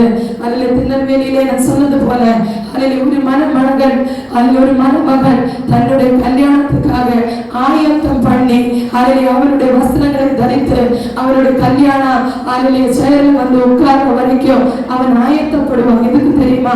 நல்ல வஸ்திரத்தை தரிக்கணும், நல்ல ஆர்னமெண்ட்ஸை போடணும், நல்ல ட்ரெஸ்ஸை போடணும், நல்ல ஜுமுக்கியை போடணும், நல்ல வளையலை போடணும், பிறகு என்னென்ன கொலுசை போடணும், எல்லாம் போட்டு இங்க இருந்து தலைமுட்டு அடி வரைக்கும் என்ன வைக்கணும்? பூ வைக்கணும். இது எல்லாரும் என்னை பார்க்கக்கூடிய நாள். அதனால நான் இன்னைக்கு ஆயத்தமாகிறது. அத்தனை பேர்களை நான் என்ன செய்யணும்? கவர்ச்சிப்படுத்தணும்னா அதில் அட்ராக்ஷன் படுத்தணும் என்ற ஒரு நோக்கத்தோட மணமகள் வந்து ஆயத்தமாகி தன்னுடைய மணி அறையில பிரவேசிக்கிற கல்யாண தாலி கட்டுறதுக்கு முன்னாடி அவள் ஆயத்தப்படுவாள். அப்படிதானே? அப்ப ஆயத்தப்படும் போது அவளுக்குள்ள ஒரு இருக்கு, ஒரு ஆயத்தம் இருக்கு. நான் இன்னைக்கு என் மனவாளனே பார்க்க போகிறேன், இந்த நான் மனவாளனோட கூட வாழ போகிறேன், ஒரு புது வாழ்வுக்குள்ள நான் கால் எடுத்து வைக்கிறேன். அதே மாதிரி மனவாளனுக்கு ஒரு ஆசை இருக்கிறது, இன்னைக்கு என் மனவாட்டி என்னோடு கூட வந்து உட்காருவா, அவ இன்னையிலிருந்து எனக்கு காப்பி போட்டு கொடுப்பா, காலையிலேயே சாப்பாடு கொண்டு கொடுப்பா, அவ வந்து என்னுடைய காரியங்களை பார்த்து கொள்வா என்று அவனுக்கு ஒரு ஆயத்தம் இருக்கிறது. உலகத்துல நடக்கிறதா சொல்ல, எல்லாரும் என்ன முடிச்சு பார்க்காதீங்க, அதுல நடக்கிறது தான் சொல்றேன், நடக்காதது நான் சொல்லல. அதுக்கப்புறம் ஹல்லேலூயா, அந்த கரெக்ட் பிறகு இன்னொன்னு சொன்னோம்னா முகூர்த்த நேரம் ஒன்று இருக்கு. தெரியுமா? தெரியாதவர்கள் யாரும் இருக்காது. முகூர்த்த நேரம். முகூர்த்த நேரத்தில் அவர்கள் என்ன செய்வாங்க? அதே நேரத்தில் தாலி கட்டணும். கட்டாவிட்டால் என்ன செய்ய முடியாது? அந்த குடும்ப வாழ்க்கை நல்லா இருக்காது. தாலி ஆயத்தமானாலும் இல்லையோ, பெண்ணை ஆணை கூப்பிடு, தாலியை கட்டுங்க, அந்த வேலையை முடிச்சுட்டு நீ போய் கிளம்பிட்டு. எதுக்கு தெரியுமா? முகூர்த்த நேரம் முடிஞ்ச பிறகு ராவு காலம் வந்துடுமா? அந்த ராவு காலத்தை தப்பிக்கும்படிக்காக இவர்கள் என்ன செய்வாங்க? அந்த முகூர்த்த நேரத்தை பார்த்து அவர்கள் அந்த விவாகத்தை நடத்தி வைப்பார்கள். அப்போ அவர்களுடைய ஆயத்தத்தோட அந்த விவாக அலைய சடங்குக்கு வந்து உட்காரும் போது ரெண்டு பேரும் சந்தோஷத்தோட அந்த ஆலைய வேதியில் உட்கார்ந்து அத்தனை பேரையும் அவர்கள் என்ன செய்வார்கள்? வருகிறவர்களை அலைய வரவேற்பார்கள். அதே மாதிரி நம்முடைய வாழ்க்கையிலே நாம் ஆயத்தப்படணும். எப்படி ஆயத்தப்படணும்? நம்முடைய வாழ்க்கையிலே நாம் எப்படி ஆயத்தப்படணும்? ஹல்லேலூயா. வசனத்தின் பிரகாரமாய் பார்க்கும்போது வசன பைபிளிலே 2 கூட்டத்தார் ஆயத்தமாக இருந்தார்கள். ஹல்லேலூயா. மத்தேயு எழுதின சுவிசேஷம் 25ஆம் அதிகாரம் அதனுடைய 1 முதல் கொண்டு 13 வரை வாசிக்கும் போது அதிலே சொல்லப்பட்டிருக்கிறது. ஹல்லேலூயா. 2 கூட்டத்தாரை நாம் பார்க்க முடியும். அதில் ஒரு கூட்டத்தார் ஆயத்தமானவர்களும் ஒரு கூட்டத்தார் ஆயத்தமா எடுத்தவர்கள் வாசிக்கலாம். அப்பொழுது பரலோகராஜ்யம் தங்கள் தீவெட்டிகளை பிடித்துக் கொண்டு மணவாளனுக்கு எதிர்கொண்டு போக புறப்பட்ட 10 கன்னிகைகளுக்கு ஒப்பாய். எத்தனை கன்னிகைகளுக்கு? 10 கன்னிகைகள். ஞாபகம் கேள்விகள் கேட்பேன். எத்தனை கன்னிகைகள் இருந்தாங்க? 10. அவர்களில் 5 பேர் புத்தியுள்ளவர்களும் 5 பேர் புத்தி இல்லாதவர்களுமாய் இருந்தார்கள். புத்தி இல்லாதவர்கள் தங்கள் தீவெட்டிகளை எடுத்துக்கொண்டு போனார்கள், என்னையோ கூட கொண்டு போகவில்லை. புத்தியுள்ளவர்கள் தங்கள் தீவெட்டிகளோட கூட தங்கள் பாத்திரங்களில் எண்ணெயும் கொண்டு போனார்கள். மணவாளன் வர தாமதித்த போது அவர்கள் எல்லாரும் நித்திரை மயக்கம் அடைந்து தூங்கிவிட்டார்கள். நடுராத்திரியிலே இதோ மணவாளன் வருகிறான், அவர்களுக்கு எதிர்கொண்டு போக புறப்படுங்கள் என்கிற சத்தம் உண்டாயிற்று. அப்பொழுது அந்த கன்னிகைகள் எல்லாரும் எழுந்திருந்து தங்கள் தீவெட்டிகளை ஆயத்தப்படுத்தினார்கள். புத்தி இல்லாதவர்கள் புத்தி உள்ளவர்களை நோக்கி, உங்கள் எண்ணெயில் எங்களுக்கு கொஞ்சம் கொடுங்கள், எங்கள் தீவெட்டிகள் அணைந்து போகிறதே என்றார்கள். புத்தியுள்ளவர்கள் பிரதியுத்தரமாக, அப்படி அல்ல, எங்களுக்கும் உங்களுக்கும் போதாமல் இல்லாதபடி நீங்கள் விற்கிறவர்களிடத்திலே போய் உங்களுக்காக வாங்கிக் கொள்ளுங்க என்றார். அப்படி அவர்கள் வாங்க போன போது மணவாளன் வந்துவிட்டார். ஆயத்தமாக இருந்தவர்கள் அவரோடு கல்யாண வீட்டுக்குள் பிரவேசித்தார்கள். கதவு அடைக்கப்பட்டது. கதவு அடைக்கப்பட்டாச்சு. எப்போ? மணவாளன் வந்தபோது கதவு அடைக்கப்பட்டது. மணவாளன் எப்போ வந்தான்? நேரமும் காலமும் சொல்லவில்லை. அதான் நான் உங்களுக்கு சொல்லுகிறேன். ஆண்டவர் வருகிற நேரமும் காலமும் இங்கே எழுதப்படவில்லை. நீ ஆயத்தப்படணும். எப்படி ஆயத்தப்படுத்தணும்? உன்னை நீ எப்படி ஆயத்தப்படுத்தணும்? 5 கன்னிகைகள்ல 2 பேரும் ஆயத்தத்தோட கூட தான் ஆண்டவரை எதிர்கொண்டு போகும்படிக்காக போனார்கள். சரிங்களா? ஆண்டவரை எதிர்கொள்ளும்படிக்காக 2 பேரும் அவர்களுடைய தீபத்திகளிலே அதில் எண்ணெய்களை எடுத்துக்கொண்டு அவர்களை ஆண்டவரை எதிரேற்கும்படிக்காக கடந்து சென்றார்கள். ஆனால் அதிலே ஒரு கூட்டத்தார் புத்தி உள்ளவர்களாக இருந்தாங்க, இன்னொரு கூட்டத்தார் அதில் என்ன புத்தி இல்லாதவர்களாக இருந்தாங்க. புத்தி உள்ளவர்கள் அவர்களுடைய தீபத்திகளிலே எண்ணெய்களை நிறைத்துக் கொண்டு அவர்கள் போனார்கள். புத்தி இல்லாதவர்கள் அதிலே வேறு எண்ணெய் எடுக்காமல் இருக்கிற எண்ணெய் எடுத்துக்கொண்டு ஆண்டவரை எதிர்கொண்டு செல்லும்படிக்காக சென்றார்கள். மணவாளன் வருவதற்கு நேரமாயிட்டு அதனால இவர்கள் எல்லாரும் என்ன செய்தார்கள்? தூங்கி விட்டார்கள். தூங்குற நேரத்திலே ஒரு சத்தம் கேட்கிறது, இதோ மணவாளன் வந்து விட்டார், அவர்களை எதிர்கொண்டு செல்லும்படிக்காக நீ என்ன செய்யணும்? ஆயத்தப்படு. அப்போ என்ன இல்லையா? 5 பேருக்கு எண்ணெய் இல்லை, 5 பேருக்கு எண்ணெய் இருக்கிறது. 5 பேர்கள் அவர்கள் என்ன செய்தார்கள்? அவர்கள் எதிர்கொண்டு சென்றார்கள். இந்த 5 பேரே இவர்களிடத்திலே கடன் கேட்டோம், இவர்கள் கொடுக்கவில்லை. இதான் நாம் சொல்கிறது, சபைக்கு சொல்கிறது. இந்த நாளிலே அபிஷேகிக்கப்பட்ட சில வித்தாலிலே தேவனுடைய பிள்ளைகள் இந்த இடத்துல உட்கார்ந்து இது கேட்கும் போது நீங்க யோசிக்கணும், தேவன் உங்களுடைய சமூகத்திலே கொடுத்திருக்கிற அபிஷேகத்தை பொதித்து போடும்படிக்காக தேவன் கொடுக்கவில்லை. அதை எடுத்து பயன்படுத்தி அதிலே தேவன் வரும் நாளிலே அவர்களுக்கு எதிர்கொண்டு போகும்படிக்காக நாம் அதை ஆயத்தப்படுத்தி ஒவ்வொரு நாளும் தேவனுடைய கிருபையில் வளர்ந்து ஒவ்வொரு நாளும் தேவனை அதிலே எதிர்கொண்டு நின்று ஒவ்வொரு நாளும் தேவனுடைய சமூகத்திலே காத்திருந்து செலுத்து ஒவ்வொரு நாளும் தேவனுடைய வரங்களையும் கிருபைகளையும் பெற்றுக்கொண்டு ஒவ்வொரு நாளும் நம்முடைய அபிஷேகத்தை புதுக்கும் போது தேவன் நாம் ஆயத்தப்படுத்தும். நம்மளை நாம் ஆயத்தப்படுத்தும். எதுக்கு தெரியுமா? உனக்கு கொடுத்திருக்கிற அபிஷேகம் அல்லது மண்ணிலே புதைத்து வைத்து ஒரு தாளம் உள்ளவனை போல அல்லது நடக்கிறது கிடையாது. நீ எழுப்பி பிரகாசிக்கும்படிக்காக உனக்கு கொடுத்திருக்கிற அபிஷேகத்தை நீ புதைத்து வைக்காமல் இந்த நாளிலே நீ எழுப்பி பிரகாசிக்கணும். நீ ஆயத்தப்படுத்தணும். இந்த நாளிலே நீ உன்னை ஆயத்தப்படுத்தும் போது ஆண்டவர் கேட்கிறாங்க, எதினால செத்தவர்களாய் உட்காராதீங்க, கொஞ்சம் உயிர்வுள்ளவர்களாய் உட்காருங்க. அதில் பார்க்கும்போது கஷ்டமா இருக்கு. ரல்லேலூயா சொல்லுங்க. வார்த்தைகள் வரும்போது என்னுடைய சமூகத்தில் ரல்லேலூயா சொல்லணும். யாருக்கும் வேண்டி பேசல, இங்க உட்கார்ந்து இருக்கிறவங்களுக்கு தான் பேசிக் கொண்டிருக்கிறது. காதுள்ளவன் கேட்க கடவுள். இந்த நாளிலே தேவனுடைய சமூகத்தில் நீ ஆயத்தப்படணும். எப்படி ஆயத்தப்படணும்? பரிசுத்த உள்ளத்தோட உனக்கு இருக்கிற மாம்சீக சுபாவத்தை விட்டு மாம்ச சிந்தைகளை விட்டு ஆவிக்குரிய உள்ளவனாய் ஆவிக்குரிய சிந்தை உள்ளவனாய் நீ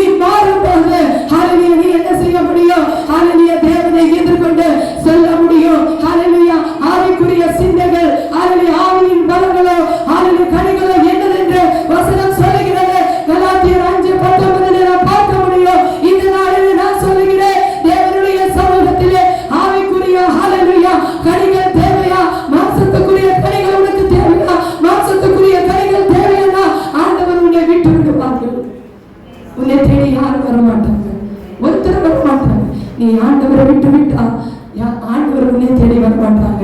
ஆண்டவர் இந்த நேரங்களிலே ஹல்லேலூயா தீவெட்டியிலே எண்ணெய் ஊத்தும் வரைக்கும் உங்களுக்கு நேரம் கொடுத்திருக்காங்க. உங்களுக்கு நேரத்தையும் காலத்தையும் கொடுத்து உங்களை இன்னும் ஆயத்தப்படுத்தி கொண்டிருக்கிறாங்க. ஆயத்தப்படுத்தி கொண்டிருக்கிற நாட்களிலே நீ தேவனுடைய சமூகத்தை அசட்டை பண்ணக்கூடாது. எதுக்கு தெரியுமா? இப்போ நடக்கிற நாள் ஆயத்த நாள். ஞாபகம், இது ஆயத்த நாள். இனி காலம் செல்லாது, காலம் இனி செல்லாது. காலத்தின் நெருக்கடிகள் வந்து கொண்டிருக்கிறது. தேவனை ஆராதிக்கும்படிக்காக இனி நாட்கள் இருக்காது. அதனாலே ஒவ்வொரு தேவ பிள்ளைகளே, நீ தேவனுடைய சமூகத்திலே உன் மாம்ச சிந்தங்களை விட்டு ஆவிக்குரிய சிந்தை உள்ளவனாய், ஆவிக்குரிய சிந்தை உள்ளவனாய் நீ எதிர்கொண்டு போகும்படிக்காக நீ ஆயத்தப்பட. நீ ஆயத்தப்படணும். தேவனுடைய சமூகத்தில் மனுஷர்களுக்கு முன்னாடி நீ ஆயத்தப்படக்கூடாது. மனுஷர்கள் உன்னை உதறி விட்டுட்டு போவாங்க. எதுக்கு தெரியுமா? அவர்களுடைய அன்பும் அவருடைய பாசமும் கொஞ்ச நேரத்திலே தணிந்து போகும். ஆனா ஆண்டவர் உன்னை நேசித்தா அது நித்தியமாய் பரலோகத்திலே நாம் வாழ முடியும். நித்தியமாய் அங்க மரணம் இல்லை.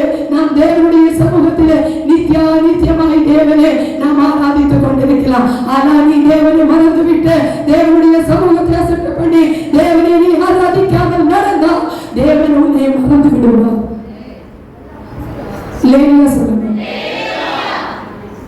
தேவன் உன்னை என்ன செய்வார்கள்? மறந்து விடுவார்கள். வசனத்தை தெரியாதவர்கள் யாரும் இங்கே இல்லை. எல்லாரும் வசனத்தை தெரிந்தவர்கள் தான். வசனத்தை இதே பிரசங்கம் 1000 தடவை கேட்டவர்கள் தான். கேட்காதவர்கள் யாரும் கிடையாது. பைபிளை வாசித்தவர்கள் தான். ஆனா ஹல்லேலூயா ஆயத்தம் ஒன்று நம்முடைய வாழ்க்கையிலே தேவை. நம்மளை பரிசுத்தப்படுத்திக் கொள்ளணும். நீங்க நினைக்கலாம், ஒரு நல்ல வஸ்திரங்களை தரித்து ஒரு நல்ல சேலையை கட்டி, கிராமத்து பாசையில சொன்னோம்னா ஒரு நல்ல சேலையை கட்டி ஹல்லேலூயா செயினை போட்டு வலது கையில் ஒரு வாட்சை கட்டி ஹல்லேலூயா தேவையான ஆர்னமெண்ட்ஸை போட்டு ஹல்லேலூயா ஒரு கூலிங் கிளாஸை வச்சு ஹல்லேலூயா ஒரு நடனம் உண்டல்லாம், அதெல்லாம் ஆயத்தம். நீ தேவனுடைய சமூகத்தில் ஆயத்தப்படணும். தேவனை ஆயத்தப்படுத்த விரும்புகிறான்.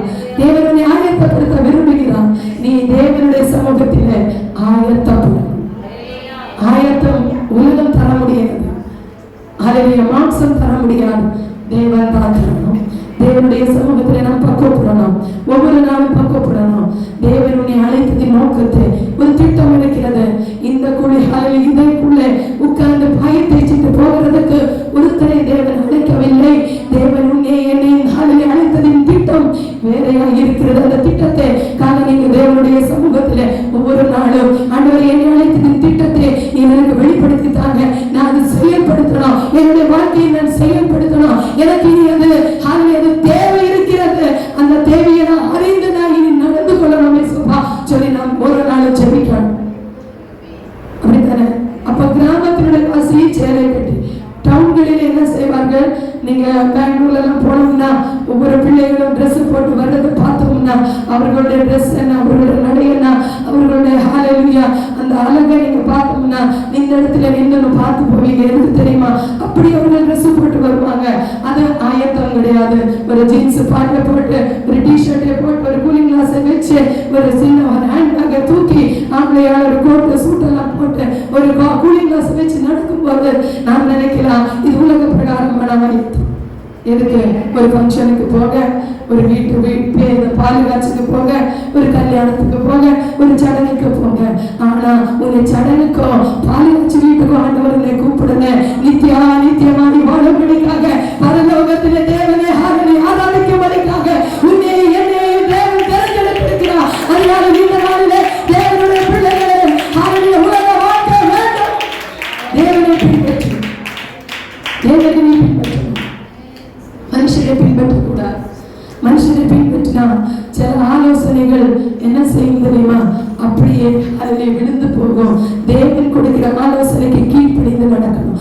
தேவன் கொடுக்கிற ஆலோசனை வேற விதமாக இருக்கும். மனுஷன் கொடுக்கிற ஆலோசனை எப்படி இருக்கும் தெரியுமா?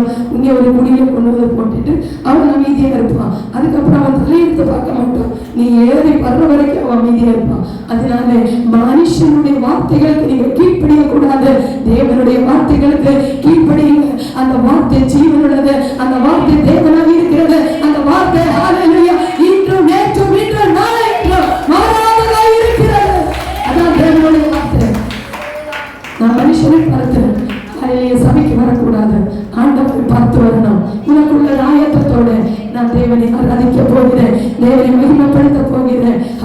ஹalleluya. தேவனை நான் துதிக்க போகிறேன், தேவனை நான் ஹalleluya மனமகிழ்ச்சியோடு ஆராதிக்கணும் என்ற உற்சாகத்தோடு ஹalleluya கோவில் கொடைகள் எல்லாம் வந்து கம்பீரமாய் கொண்டாடும் போது நம்மளுடைய கோவில் கொடை ஒரு ஞாயிற்றுக்கிழமை ஆகியிருந்தா அந்த ஞாயிற்றுக்கிழமை தேவனை நாம் கொண்டாடுகிறவர்களாய் காணப்படுகிறோம். தேவனை ஆராதிக்கிற தேவனுடைய பிள்ளைகள் அந்த ஞாயிற்றுக்கிழமை ஹalleluya யாருக்கும் கிடைக்காத சாக்கியம் தேவன் நமக்கு கொடுத்திருக்கிறாங்க.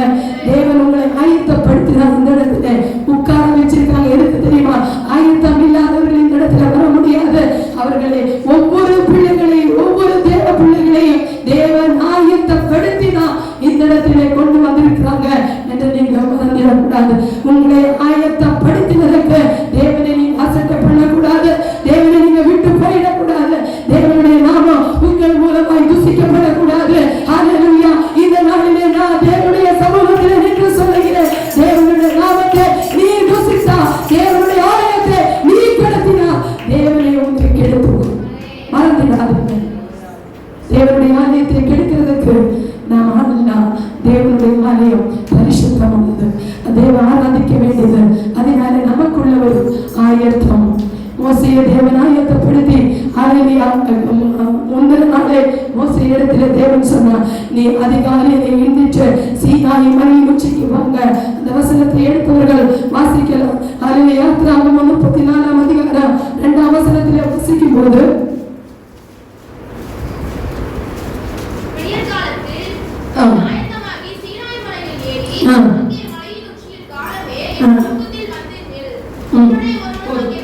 விடியற் காலத்தில் எந்த நேரத்தில்? விடியற் காலத்தில். விடியற் காலம் என்னது? யாரும் எந்திரிச்சிருக்க மாட்டாங்க அந்த நேரத்தில். இவங்களுக்கு வேற வேலை இல்ல. ஹalleluya. இவங்க விடியற் காலத்துல வேற வர சொல்லியிருக்காங்க. நான் போய் தான் ஆகணும். ஹalleluya. ஆனா தேவன் மோசேயை ஆயத்தப்படுத்தினது எதுக்கு தெரியுமா? 6 லட்சம் ஜனங்களை மறுபூமியிலே ஹalleluya நடத்தி வரும்படிக்காக எகிப்தில் உள்ள பிள்ளைகளை தேவன் ரட்சித்து ஹalleluya கானானுக்கு கொண்டு வந்து சேர்க்கும்படிக்காக முன்னமே அவன் தாயின் கருவில் உருவாகிறதுக்கு முன்னமே மோசேயை தேவன் அறிந்து கொண்டார். அதனாலதான் மோசேயை தேவன் தெரிந்தெடுத்து அந்த இடத்திலே தேவன் என்ன செய்கிறார்? மோசேயை இடத்துல தேவன் நீ ஹalleluya விடியற் காலத்திலே நீ எழுந்து எங்க வரணும்? சீனாய் மலையின் உச்சிக்கு வா. எதுக்கு தெரியுமா? என் பிள்ளைகள் என்னை ஆராதிக்கிற என் ஜனங்கள் அவர்கள் வீணராய் போயிடக்கூடாது.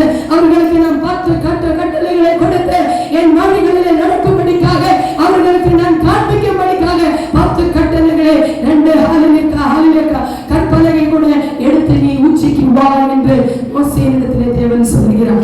மோசே கீழ்ப்படிந்தானா இல்லையா? இதுல 2 காரியங்கள் காட்டுகிறது. மோசே தேவனிடத்திலே கீழ்ப்படுகிறான். மோசே யாரு? இஸ்ரவேல் ஜனங்களை நடத்துகிறாயா? ஹalleluya மேய்ப்பன். அப்படியே ஊழியக்காரங்க சொல்லும் போது செவி கொடுக்காம போகிற ஜனங்கள் இருக்காங்கல்ல. அதனால சபையில ஊழியக்காரங்க சொல்லுகிற வார்த்தைகளுக்கு நாம் கீழ்ப்படியணும். ஊழியக்காரங்கள் மூலமாய்தான் உங்களுக்கு சில வார்த்தைகள் தேவன் கொடுப்பாங்க. அந்த வார்த்தைகளுக்கு நீங்க அசட்டை பண்ணக்கூடாது. ஹalleluya தேவனுடைய வார்த்தைக்கு மோசே கீழ்ப்படிந்து ஹalleluya எங்க ஏறினார் தெரியுமா? சீனாய் மலையின் உச்சியில் ஏறி நின்றார். எதுக்கு தெரியுமா? தன்னுடைய ஜனங்களை ஆராதிக்கும்படிக்காக. அவர்களை வெறுமையாய் விடக்கூடாது. அவர்களை மீட்டு கொண்டு வந்த தேவனை ஆராதிக்கும்படிக்காக. அவர்களுக்கு கற்பனைகளை கொடுக்கும்படிக்காக மோசே கஷ்டப்பட்டு அந்த வயசான காலத்தில் ஏறலாம். ஏற்கனவே இல்லையா? இங்க யோசிக்கணும். வயசு பார்க்கல. தேவன் மோசையை பலப்படுத்தி சீனாய் மலையில் ஏற வைத்தார். மலையில ஏறி கற்பலகைகளை பிடித்து கீழே இறங்கி வந்தான். அப்போ தேவன் கொடுக்கிற கட்டளைகள் நாம் மீறக்கூடாது. வசனம் தான் சொல்லுகிறது. வசனத்தை தவிர நாம் எதாவது பேசுகிறோமா? வசனம் பேசும்போது வசனத்துக்கு கீழ்ப்படிங்க, ஜனங்களுக்கு கீழ்ப்படியாதுங்க. அதிலே வசனம் ஜீவனுள்ளது. இந்த வசனத்தை வைத்து தேவன் நியாயம் செய்வார். அதனால தேவனுடைய வார்த்தைக்கு நீங்க கீழ்ப்படியாமல் போகக்கூடாது. மோசே ஆயத்தப்பட்டு விடியற் காலத்தில் அவனை எழுந்து கற்பலகைகளை எடுத்துக்கொண்டு சீனாய் மலையின் உச்சியில் ஏறினான். தேவன் அந்த இடத்துல இறங்கினான். இறங்காம இருக்க முடியுமா? அவன் கஷ்டப்பட்டு ஏறி செல்லும் போது தேவன் அந்த இடத்திலே மோசைக்காக காத்து கொண்டிருந்தார். அதே மாதிரி இந்த நாளிலே நாம் ஆயத்தம் உள்ளவர்களாக இருக்கணும். நாம் தேவனை எதிர்கொண்டு செல்லும்படிக்காக, நாம் தேவனை எதிர்கொண்டு செல்லும்படிக்காக நம்மளுடைய திட்டங்களுக்கு நாம் ஆயத்தப்படுத்தணும். நம்முடைய திட்டங்கள் என்னது? தேவனுடைய தீர்மானங்கள் என்னுடைய வாழ்க்கையில் என்னது? தேவன் வாழ்க்கை ஹalleluya அது இப்படியே போகிறதுக்கா இல்ல உன்னை அழைத்ததற்கு ஒரு பர்பஸ் இருக்கிறது. there is a purpose. ஒரு பர்பஸோட தான் உன்னை தேவன் அழைத்திருக்காங்க. சும்மா அழைக்கல, உன்னை ஒருத்தரையும் தேவன் சும்மா அழைக்கிற ஒரு நோக்கம், ஒரு திட்டம், ஒரு தீர்மானம் ஆண்டவருக்கு இருக்கிறது. உன்னை குறித்தும் என்னை குறித்தும் அந்த திட்டத்துக்கு ஒப்பு கொடுங்க, அந்த திட்டத்துக்கு ஒப்பு கொடுங்க. அந்த திட்டத்துக்கு ஒப்பு கொடுக்கும் போது தேவன் கிரியை செய்ய ஆரம்பிப்பார். கீழ்ப்படியணும். முதல்ல மோசே கீழ்ப்படிந்தது போல விடியற் காலத்தில் எத்தனை பேர் விடியற் காலத்தில் எழுந்துச்சு ஆண்டவரை ஆராதிக்கிறீங்க? எத்தனை பேர் விடியற் காலத்தில் எழுந்துச்சு ஆண்டவருடைய முகத்தை தேடுறீங்க? எத்தனை பேர் விடியற் காலத்தில் எழுந்துச்சு அன்னைக்குள்ள நாளைக்காக ஜெபிக்கிறீங்க? எத்தனை பேர் விடியற் காலத்தில் எழுந்துச்சு தன்னுடைய பிள்ளைகளுக்காக ஜெபிக்கிறீங்க? மண்டாடுறீங்க. மண்டாடுறோமா? இல்லைங்க. நேரம் இல்லை, காலம் இல்லை. காலங்கள் ஓடிக்கொண்டிருக்கிறது, காலச்சக்கரம் ஓடிக்கொண்டிருக்கிறது. இனி காலம் செல்லாது, இனி காலம் செல்லாது. காலம் அதி சீக்கிரமாக இருக்கிறது, அதி சீக்கிரமாக இருக்கிறது. அந்த வசனம் பாட்டு இப்படி இருக்கு, ஹalleluya காலம் இனி செல்லாது, நீ மனம் திரும்ப. ஹalleluya அந்த பாட்டு ஹalleluya எனக்கு சரியா தெரியல, ஒரு நிமிஷம். காலம் இனி செல்லாது மனம் திரும்பு. எடுத்தவர்கள் பாருங்க, யாருக்கும் தெரியும். காலம் இனி செல்லாது மனம் திரும்பு, காலம் இனி செல்லாது மனம் திரும்பு, கர்த்தவரும் காலம் இனி மனம் திரும்பு, காலம் இனி செல்லாது மனம் திரும்பு, கர்த்தவரும் காலம் இனி மனம் திரும்பு, நித்தியமே சமயம் மனம் திரும்பு, நித்தியவாழ்வில் பங்கு பெற மனம் திரும்பு, திரும்பிடு மனம் திரும்பிடு, நித்தியத்தை நித்திடு சபையிலே திரும்பிடு, திரும்பிடு மனம் திரும்பிடு, நித்திடு சபையிலே திரும்பிடு. இயேசு வருகிறா, தேவன் வருகிறா, மேக சூழ நாயத்திற்கும் ராஜன் வருகிறா.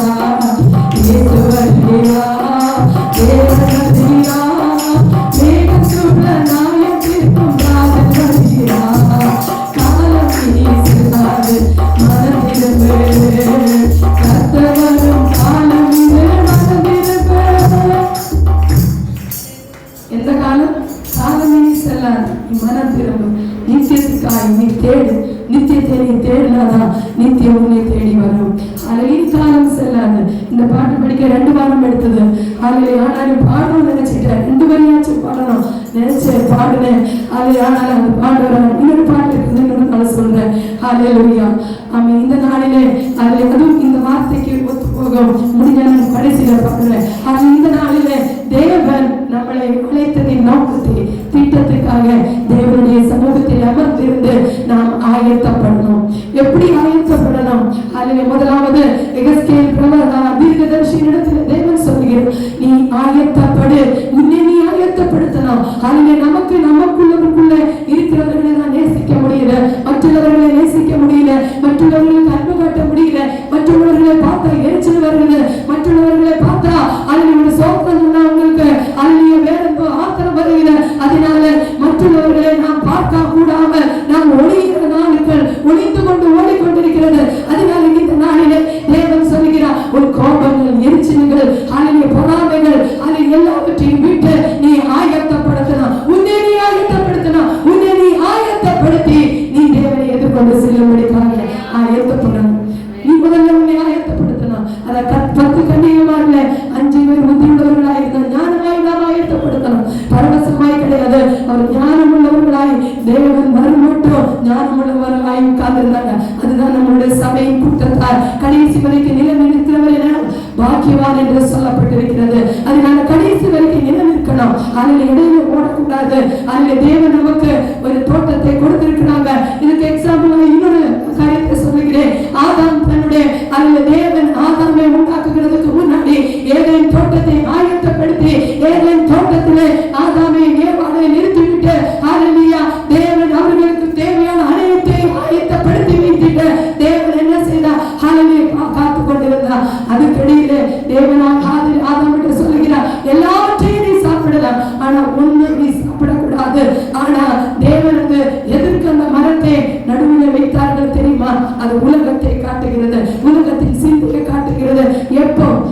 சொல்லுகிறது, வெளியே பார்த்தா உலகம், அதில் உள்ள பார்த்தா என்னது?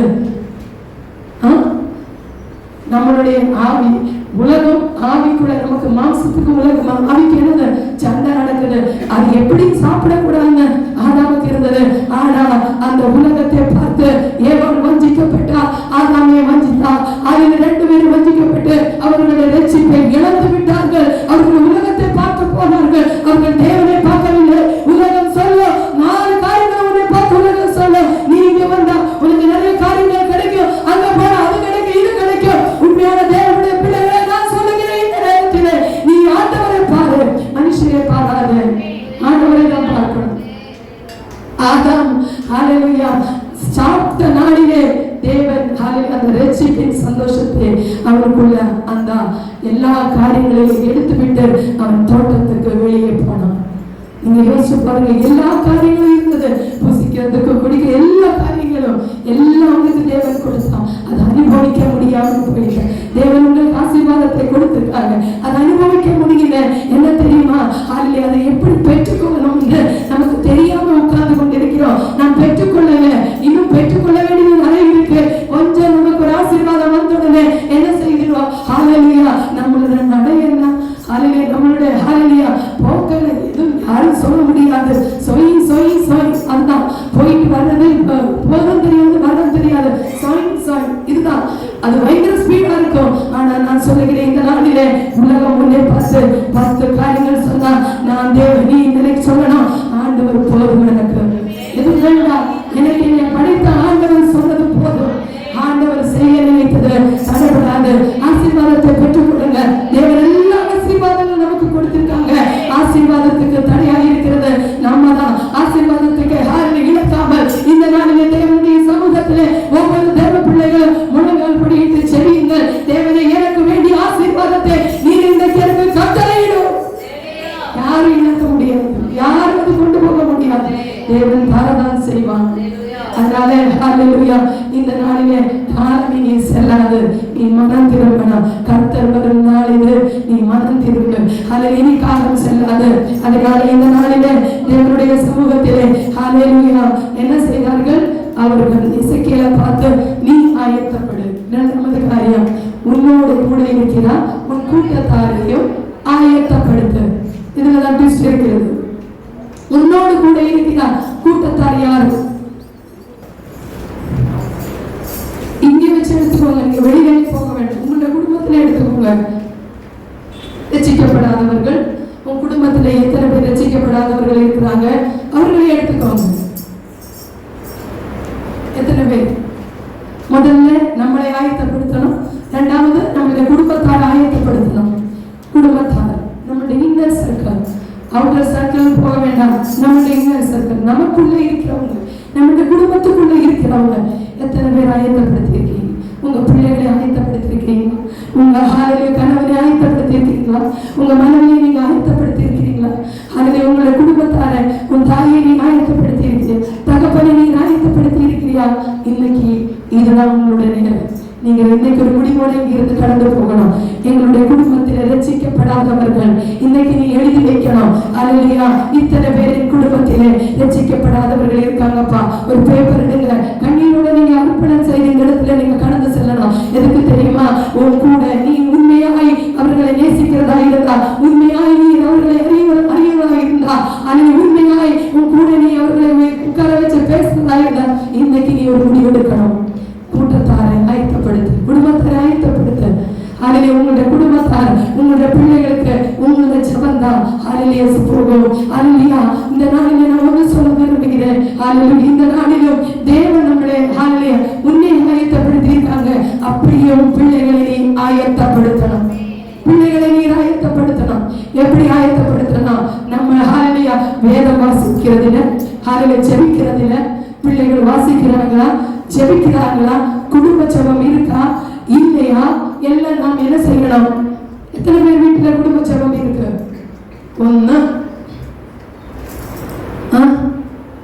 ஒண்ணுதானா? சரி, சோத்திரம். இனியாச்சும் இதை விட்டு விடாதீங்க. குடும்ப ஜெபம் தொடங்குங்க. நிறைய நாட்கள்ல நான் சொல்லியிருக்கேன், குடும்ப ஜெபத்தில தான் நமக்கு விரோதமாய் எழும்புகிற ஆயுதங்கள் வாய்க்காம போகும். குடும்ப ஜெபத்தில நம்முடைய குடும்பங்கள் கட்டப்படும்.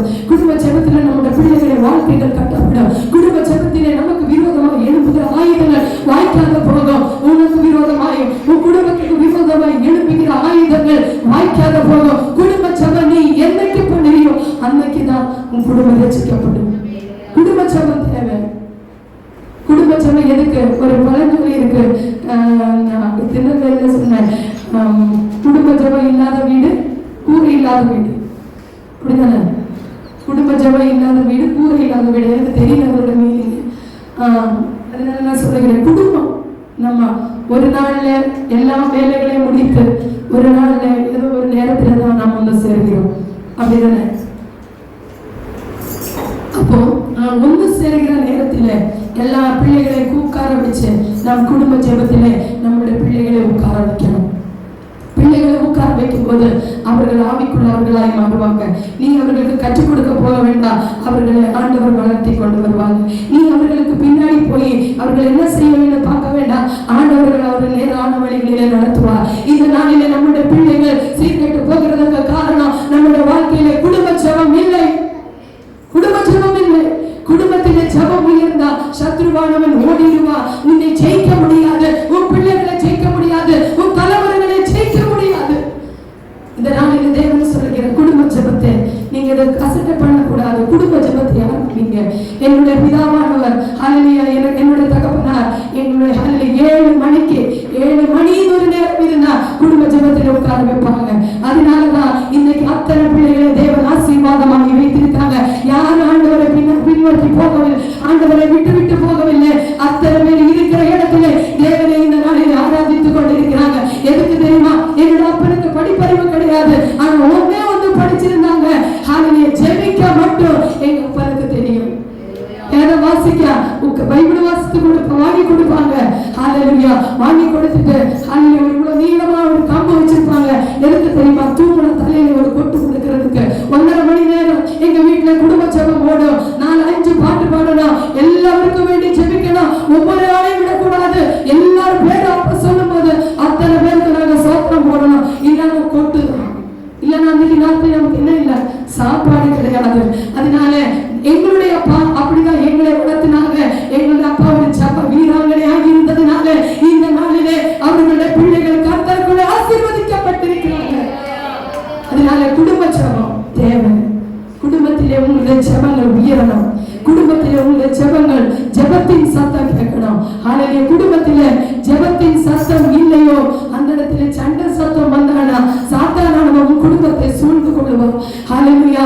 அத்தனை ஹல்லேலூயா எத்தனை மணி நேரத்தில் நீ இந்திச்சாலும் ஹல்லேலூயா, எங்க அப்பா ஒன்னே நான் செய்யறதை பார்த்திருக்கேன். முழங்கால் படிட்டு முழங்கால் படிட்டு ஹல்லேலூயா ஜெபித்துக் கொண்டே இருப்பாங்க. ராத்திரி தூங்குறது நான் பார்த்தது கிடையாது. ராத்திரி தூங்க மாட்டாங்க, எல்லா நேரத்திலும் ஜெபித்துக் கொண்டே இருப்பாங்க. அந்த ஜெபம் தான் இன்னைக்கு எங்களை பாதுகாத்து கொண்டு வருகிறது. அப்பாவோட ஜெபம், உங்களுடைய ஜெபங்கள் ஹல்லேலூயா, பெற்றோர்களுடைய ஜெபங்கள் பிள்ளைகளை பாதுகாக்கும். பிள்ளைகளை பாதுகாக்கும்.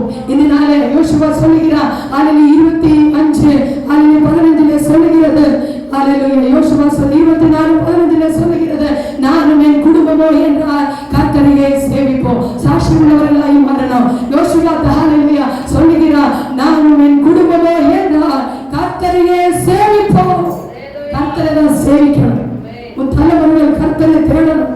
உன் தலைவர்கள் கர்த்தரை தேடி ஓடணும். ஹல்லேலூயா. மனுஷரை பார்க்கும்படிக்காக நாம் ஓடக்கூடாது. இந்த நாளில் நீங்க யோசிச்சு பாருங்க, பிள்ளைங்க கேட்கறதெல்லாம் நீங்க வாங்கி கொடுக்குறீங்களா இல்லையா? சாப்பாடு கொடுக்குறீங்க. ஹல்லேலூயா. என்னெல்லாம் வாங்கி கொடுக்குறீங்க? ஹல்லேலூயா. என்னென்ன ஐஸ்கிரீம் வேணுமா கொடுக்குறீங்க? ஹல்லேலூயா. ட்ரெஸ் வேணுமா வாங்கி கொடுக்குறீங்க? ஹல்லேலூயா. என்ன வேணும்? சாக்லேட் வேணுமா? எது வேணுமா? எல்லாவற்றையும் வாங்கி கொடுக்குறீங்க. ஆனா எதுக்கு மட்டும் அவர்கள் கீழ்ப்படியாம போறாங்க? ஜெபத்துக்கு கீழ்ப்படியாம போறாங்க. எதுக்கு தெரியுமா? அவர்களுக்குள்ள ஆவியானவர் இல்ல. ஆவியானவர் இருந்தா நாங்க உட்கார்றதுக்கு முன்னாடி பிள்ளைகள் வந்து உட்காருவாங்க. அந்த நேரத்தை கடைப்பிடி. ஒரு நேரம் நீங்க வச்சுக்கோங்க. குடும்பத்துல எல்லாரும் வேலை முடிச்சுட்டு வந்து அவங்கவுங்க குடும்பத்துல உள்ளவர்களுக்கு தான் தெரியும் எத்தனை மணிக்கு நீங்க எல்லாரும் ஃப்ரீயா இருப்பீங்கன்னு.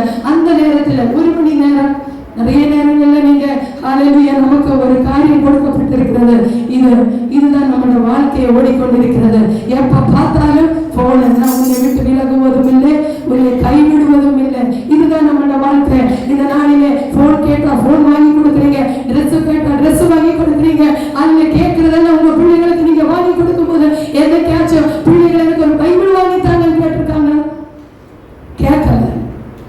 என்ன தெரியுமா, இப்ப எல்லாம் அந்த பாஸ்ட் ஆகிட்டு பாஸ்ட். அதனால தேவ பிள்ளைகளை இன்னைக்கு நீங்க எச்சரிக்கையா இருந்துக்கோங்க. பிள்ளைகளுக்கு பைபிள் வாங்கி கொடுங்க.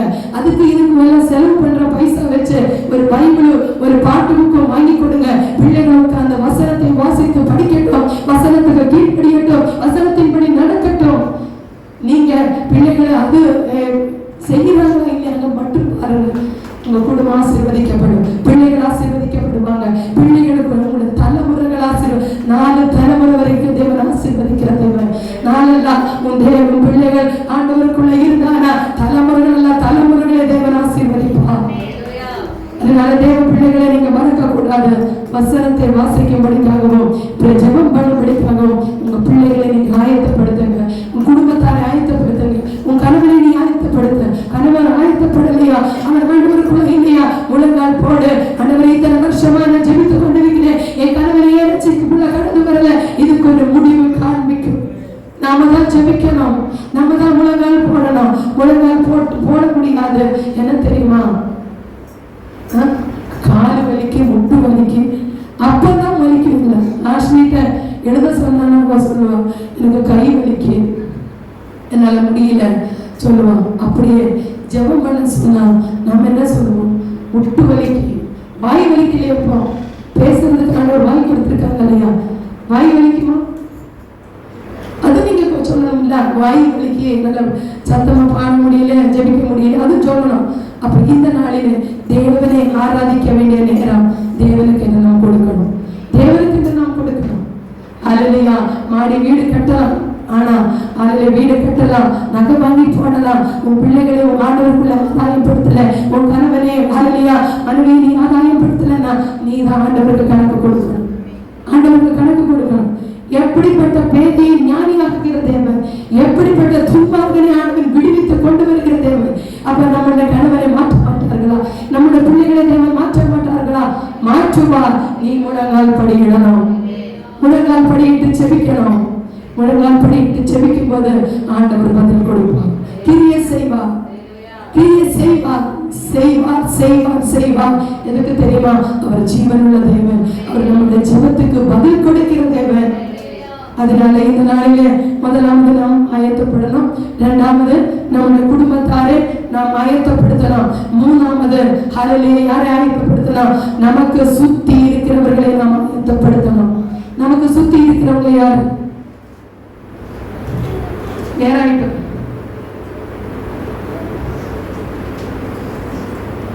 சுத்தி இருக்கிறவங்க, அயலான்னு சொல்லுவாங்கல்ல, பக்கத்து வீட்டுக்காரங்க, அவர்களை நம்ம ஆயத்தப்படும். இங்க அயலான பார்த்தா தலைதறிக்கு ஓடிடுவோம், ஐக்கியம் இல்லை.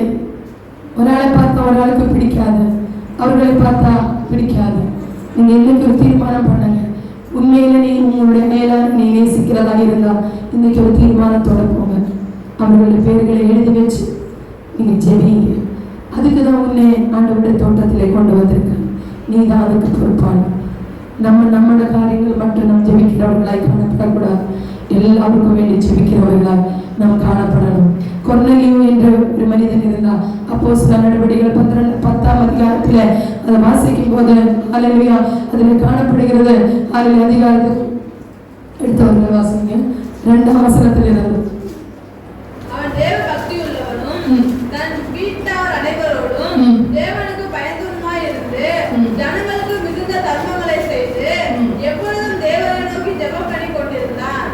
பகலில் ஏறக்குறைய 9ஆம் மணி நேரத்திலே தேவனுடைய தூதன் தன்னிடத்தில் வரவும் போதும். அதில் என்ன சொல்ற அதிகாரத்திலே ஒரு மனிதன் பார்க்க முடியும். என்ன தெரியுமா, அந்த 2ஆம் அதிகாரத்திலே கொர்நேலியு என்ற ஒரு மனிதன் அதில் அவன் தேவ பக்தி உள்ளவனாக இருந்தான். அவன் குடும்பத்தை அநேக தர்மங்களை செய்து கொண்டு வந்தான். அவன் என்ன செய்தான், எல்லாருக்கும் தர்மங்களை செய்து வந்தாலும் அவனை ஒரு 100க்கு அதிபதியாக இருக்கிறான். பார்க்கலாம். அதில் சொல்லப்பட்டிருக்கிறது, அவனுக்கு நிறைய வேலையாட்கள் இருந்தது என்று அதில் காணப்படுகிறது. அதனால் அவன் ஒரு அதிபதியாக இருக்கலாம். அவன் என்ன செய்கிறான்? ஆனால் ஆண்டவருக்கு கொடுக்கிறதிலேயும் தர்மம் பண்ணுகிறதிலேயும் மகா தெய்வ பக்தி உள்ள மனுஷனாக இருந்தான்.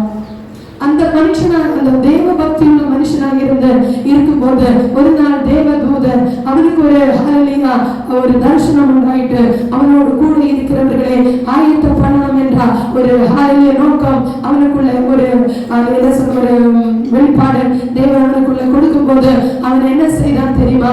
அதில் தேவன் அவனிடத்துல, தேவதூதன் அவனிடத்துல சொல்லுகிறார், அதில் நீ போய் பேதுரு என்று பேருள்ள மறுபேருள்ள சிமியோன் என்றவனை போய் பாரு, அந்த இடத்திலிருந்து அவனை கூட்டிக் கொண்டு வா.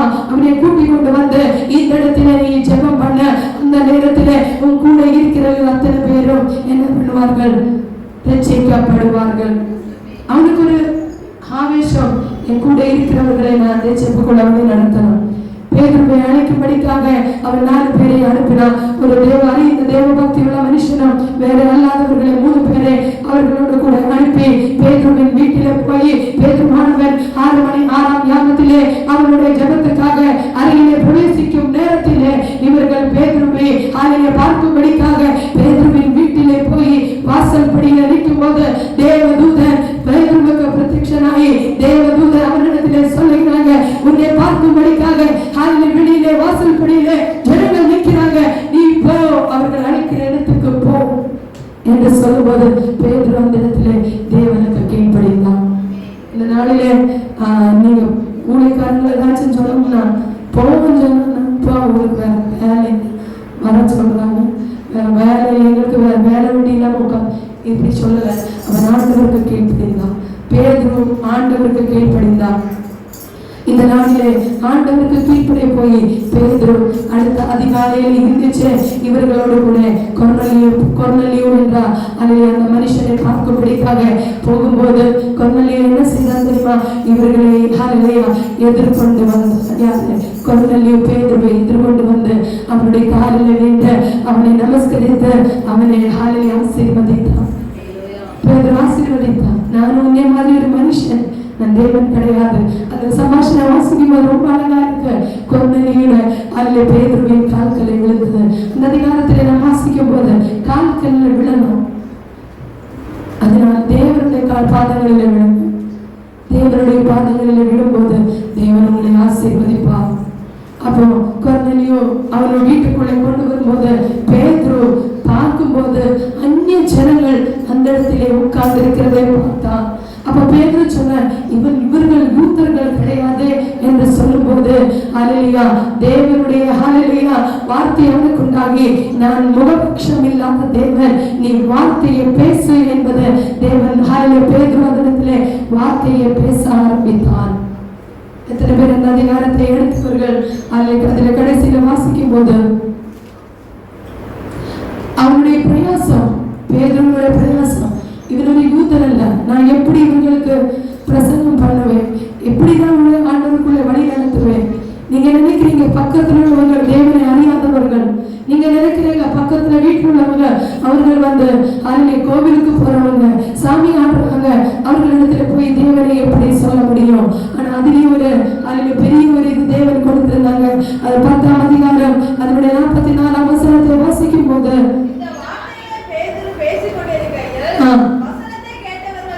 வசனத்தை கேட்டவர்கள் யாரும் பரிசுத்த ஆவியானவர் இறங்கினார். அடுத்து வாசிக்கும் போது அவர்கள் பல பல பாஷைகளிலே பேசினார்கள். பரிசுத்த ஆவியானவர் இறங்கும் போது என்ன நடக்கும்? பல பல பாஷைகளிலே அவர்கள் பேசினார்கள். தேவன் சொன்னதை பேதுரு கீழ்ப்படிந்து அந்த இடத்திலே தேவனுடைய சமூகத்திலே அவன் பிரசங்கம் பண்ணும்போது பரிசுத்த ஆவியானவருடைய அசைவு அத்தனை ஜனங்கள் மேல் உண்டாயிட்டு அவர்கள் ஆவிகளை உணர்ந்தவர்களாய் பல பல பாஷைகளிலே பேசி ஆண்டவரை ஆராதித்தார்கள். நாம் இந்த நாளிலே நீ ஆராதின்னு சொன்னால் வாயை பார்க்க முடியாது. என்ன தெரியுமா? பரிசுத்த ஆவியானவர் அசைவாடினால் நீ வந்துட்டு போய் நான் இப்படிதான் இருப்பேன், இதுதான் நம்மளுடைய எண்ணங்கள், இதுதான் நம்மளுடைய நோக்கங்கள், இதுதான் நமக்குள்ளே இருக்கிற சிந்தனைகள், அதெல்லாம் எடுத்துவிடு. ஆவியானவருடைய பிரசன்னம் நாம் உணரும் போது நாம் சும்மா இருக்கக்கூடாது. தேவனுடைய சந்நிதியில அவர்கள் பல பல பாஷைகளிலே பேசினது போல நாமும் பல பல பாஷைகளிலே பேசி தேவனை ஆராதிக்க வேண்டும். அவர்களிடத்தில் சுவிசேஷத்தை சொல்லி ஹalleluya முடிக்கும் போது அங்க என்ன நடந்தது தெரியுமா? ஹalleluya அதுக்கு அடுத்த வசனத்தை வாசிக்கும் போது பேதுருவோட கூட வந்திருக்கிற கிறிஸ்து சேதன உள்ள விசுவாசிகள் கேட்கும்போது பரிசுத்தாவியின் வரம் விசுவாசிகள் மேல் பொழுதப்பட்டா பொழுது பேதுரு நம்மை போல பரிசுத்தாவியை பெற்றார். இவர்களும் ஞானஸ்நானம் பெறாதபடிக்கு எவனாகிலும் தண்ணீரை விளக்கலாமா என்று சொல்லி கர்த்தருடைய நாமத்தினாலே அவர்களுக்கு ஞானஸ்நானம் கொடுத்தார், கட்டளையிட்டார். என்ன செய்தார்கள்? அந்த நேரத்திலே, நேரம் கொஞ்சம் கூட போகல, அந்த நேரத்திலே பேதுருவுடைய பிரசங்கத்தை கேட்டவர்கள் அந்த இடத்திலேயே பல பல பாஷைகளிலே பிரசங்கம் பேசி அவர்கள் ஆவிக்குள்ளாய் மாறி அந்த நாளிலே அந்த நேரத்திலே இயேசு கிறிஸ்துவின் நாமத்தினாலே ஞானஸ்நானம் எடுத்தார்கள். இப்படி இருக்கணும் நம்மளுடைய பிரசங்கம். இந்த நாளில நம்ம ஒரு ஆளுக்கு ஆண்டவரை பத்தி சொல்லணும்னா உடனே நம்ம உலகத்தில் நம்ம கொண்டு வர முடியாது. முதல்ல சில புக்குகளை வாங்கி கொடுங்க, அவர்களுக்காக ஜெபம் பண்ணுங்க.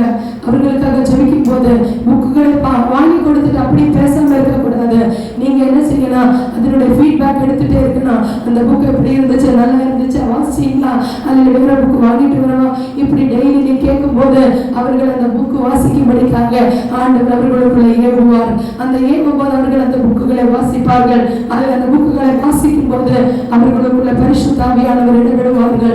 அப்பொழுது அவர்கள் மனம் திரும்புவார்கள். அது மட்டுமல்ல, அது கொடுத்துட்டு நாம் சும்மா இருக்கக்கூடாது.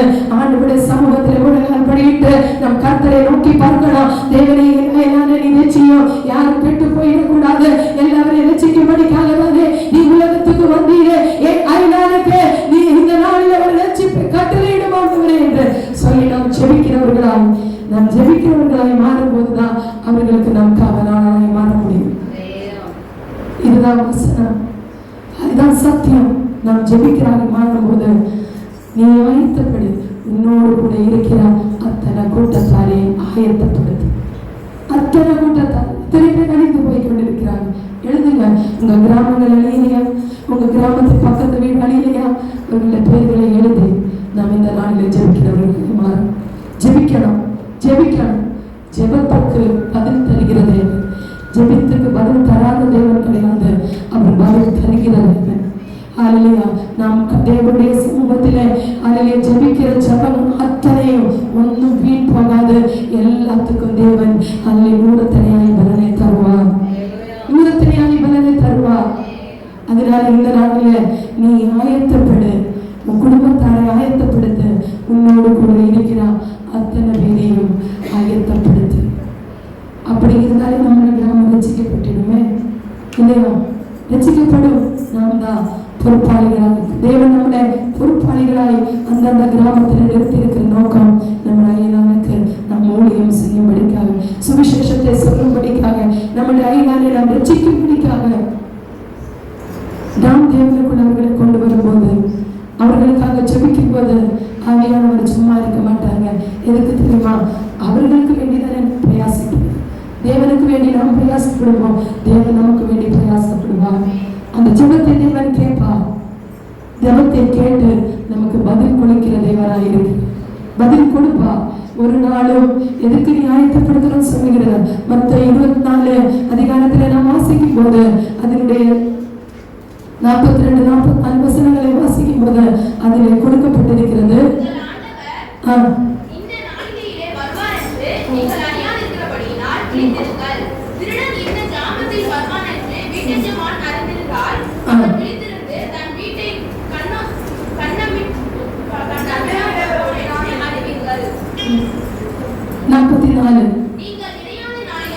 நீங்கள் நினையாத நாளிலே யார் வருவார்?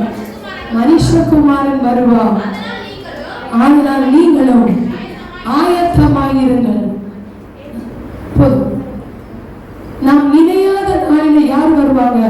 மனுஷகுமாரன் வருவான். அதனால நீங்களும் என்ன ஆயிடணும்? ஆயத்தமாயிருங்கள். இணையாத நாளிலே அதான் 10 கன்னிகைகள் ஆயத்தமாக இருந்தாங்க. அவர்கள் புத்தி உள்ளவர்களாக எடுத்துப்படப்பட்டார்கள். புத்தி இல்லாதவர்கள் கைவிடப்பட்டார்கள். ஒருவேளை இந்த ஆயத்தமானவர்கள் புத்தி உள்ளவர்களுக்கு கொஞ்சம் எண்ணெயை கொடுத்திருக்கலாம், அவங்க கொடுக்கல, அவங்க ஞானமாய் படைச்சாங்க.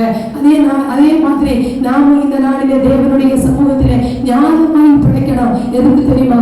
எந்த நேரத்திலே மணவாளன் வருகிறார் என்று தெரியாத காரணத்தினால் நாம் எந்த நேரத்திலும் அவரை எதிர்கொண்டு போகும்படிக்காக நாம் ஆயத்தமுள்ளவர்களாய் காணப்படணும். ஆயத்தமுள்ளவர்களாய் காணப்படணும்.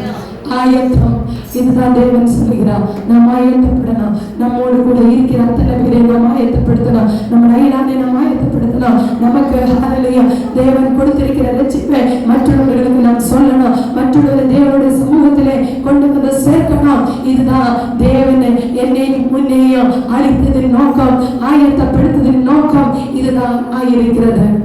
அதனால வார்த்தை வந்து தேவனுடையது. வார்த்தைக்கு கீழ்ப்படியுங்க. வார்த்தை ஜீவனுள்ளதாக இருக்கிறது. அது ஹல்லேலூயா உலர்ந்த எலும்புகளை உயிர்களை ஹல்லேலூயா செய்கிறதாக இருக்கிறது. வார்த்தை தேவனுடையது. ஹல்லேலூயா இந்த நாளிலே வார்த்தைக்கு நாம் கீழ்ப்படுகிறவர்களால் நாம் காணப்படணும். வார்த்தைக்கு கீழ்ப்படியணும். வசனத்துக்கு கீழ்ப்படியணும். வசனம் தான் தேவனாய் இருக்கிறாங்க. அது வசனம் தேவனிடத்தில் இருந்து வருகிறது. அது எழுதுனதுதான் அது யாராலே மாற்ற முடியாது. அதனால வசனம் சொல்லுகிறது, நீ ஆயத்தப்படு, உன்னோடு கூடிய சகல கூட்டத்தாரையும் நீ ஆயத்தப்படுத்து, நீ அவர்களுக்கு காவலனாக. எல்லாருக்கும் ஹல்லேலூயா வார்த்தைகள் ஹல்லேலூயா தெரிஞ்சுட்டு புரிஞ்சுட்டு புரிக்க நினைக்கிறேன். ஹல்லேலூயா எல்லாரும் தேவனுடைய சமூகத்தில் ஹல்லேலூயா கொஞ்ச நேரம் முழங்கால் படிவிட்டு தேவனுடைய சமூகத்தில் ஹல்லேலூயா தேவனை நோக்கி பார்ப்போமா? ஆண்டவரே, இந்த நாள் முதல் ஒரு தீர்மானத்தோட நான் போகலாம். இருந்து நான் தேவனுடைய சமூகத்தில் என்னை நான் ஆயத்தப்படுத்தணும். என் குடும்பத்தை நான் ஆயத்தப்படுத்தணும். என் பிள்ளைகளை நான் ஆயத்தப்படுத்தணும். என் கணவரை நான் ஆயத்தப்படுத்தணும். என் அயலானை நான் ஆயத்தப்படுத்தணும். நான் என்ன செய்ய வேண்டும் ஆண்டவரே? எனக்கு கற்றுத்தாங்கப்பா. என்னுடைய ஹல்லேலூயா அக்கிரமங்களை நீர் மன்னிங்கப்பா. என்னுடைய மீறுதல்களை நீர் மன்னிங்கப்பா. இந்த நாள் முதல் கொண்டு ஹல்லேலூயா நான் மற்றவர்களை ஆயத்தப்படுத்தணும்ப்பா. நான் உங்களுடைய ராஜ்யத்தை கட்டணும். இந்த நாளில் வார்த்தைக்கு ஹல்லேலூயா வார்த்தையை சொல்லி நீங்க ஜெபிங்க. ஒரு நிமிஷம் இந்த வார்த்தை உங்களுடைய ஹிருதயத்தில் கிரியை செய்யும். ஹல்லேலூயா வார்த்தை உங்களுடைய ஹிருதயத்தில் கிரியை செய்யும். எதுக்கு? ஹல்லேலூயா இந்த நாளிலே வார்த்தை ஜீவனுள்ளதாக இருக்கிறது. அந்த வார்த்தை தேவனிடத்தில் இருக்கிறது. அந்த வார்த்தை தேவனாய் இருக்கிறது. அந்த வார்த்தைக்கு ஹல்லேலூயா நாம் அறிந்தவர்களாய் தேவனுடைய சமூகத்திலே நம்மை அர்ப்பணம் செய்வோம். ஹல்லேலூயா ஆமென். ஸ்தோத்திரம் ஸ்தோத்திரம் ஸ்தோத்திரம் ஸ்தோத்திரம். பிதாவே, உமக்கு நன்றி அப்பா, உமக்கு நன்றி. ஹல்லேலூயா சோதரனை ஆயத்தப்படுத்தினப்பா. என்னோடு கூட இருக்கிற சகல ஜனங்களை நான் ஆயத்தப்படுத்தும்படிக்காக நீர் எனக்கு இறங்குகிறாரப்பா. ஹல்லேலூயா ஹல்லேலூயா ஹல்லேலூயா ஆமென். ஸ்தோத்திரம் ஆமென் ஜீசஸ். ஹல்லேலூயா ஸ்தோத்திரம். இயேசு வருகிறார், தேவன் வருகிறார், மேக சூழும் நியாயம் தீர்க்கும் ராஜன் வருகிறார். இயேசு வருகிறார், தேவன் வருகிறார், மேக சூழும் நியாயம் தீர்க்கும் ராஜன் வருகிறார். காலம் இனி செல்லாது,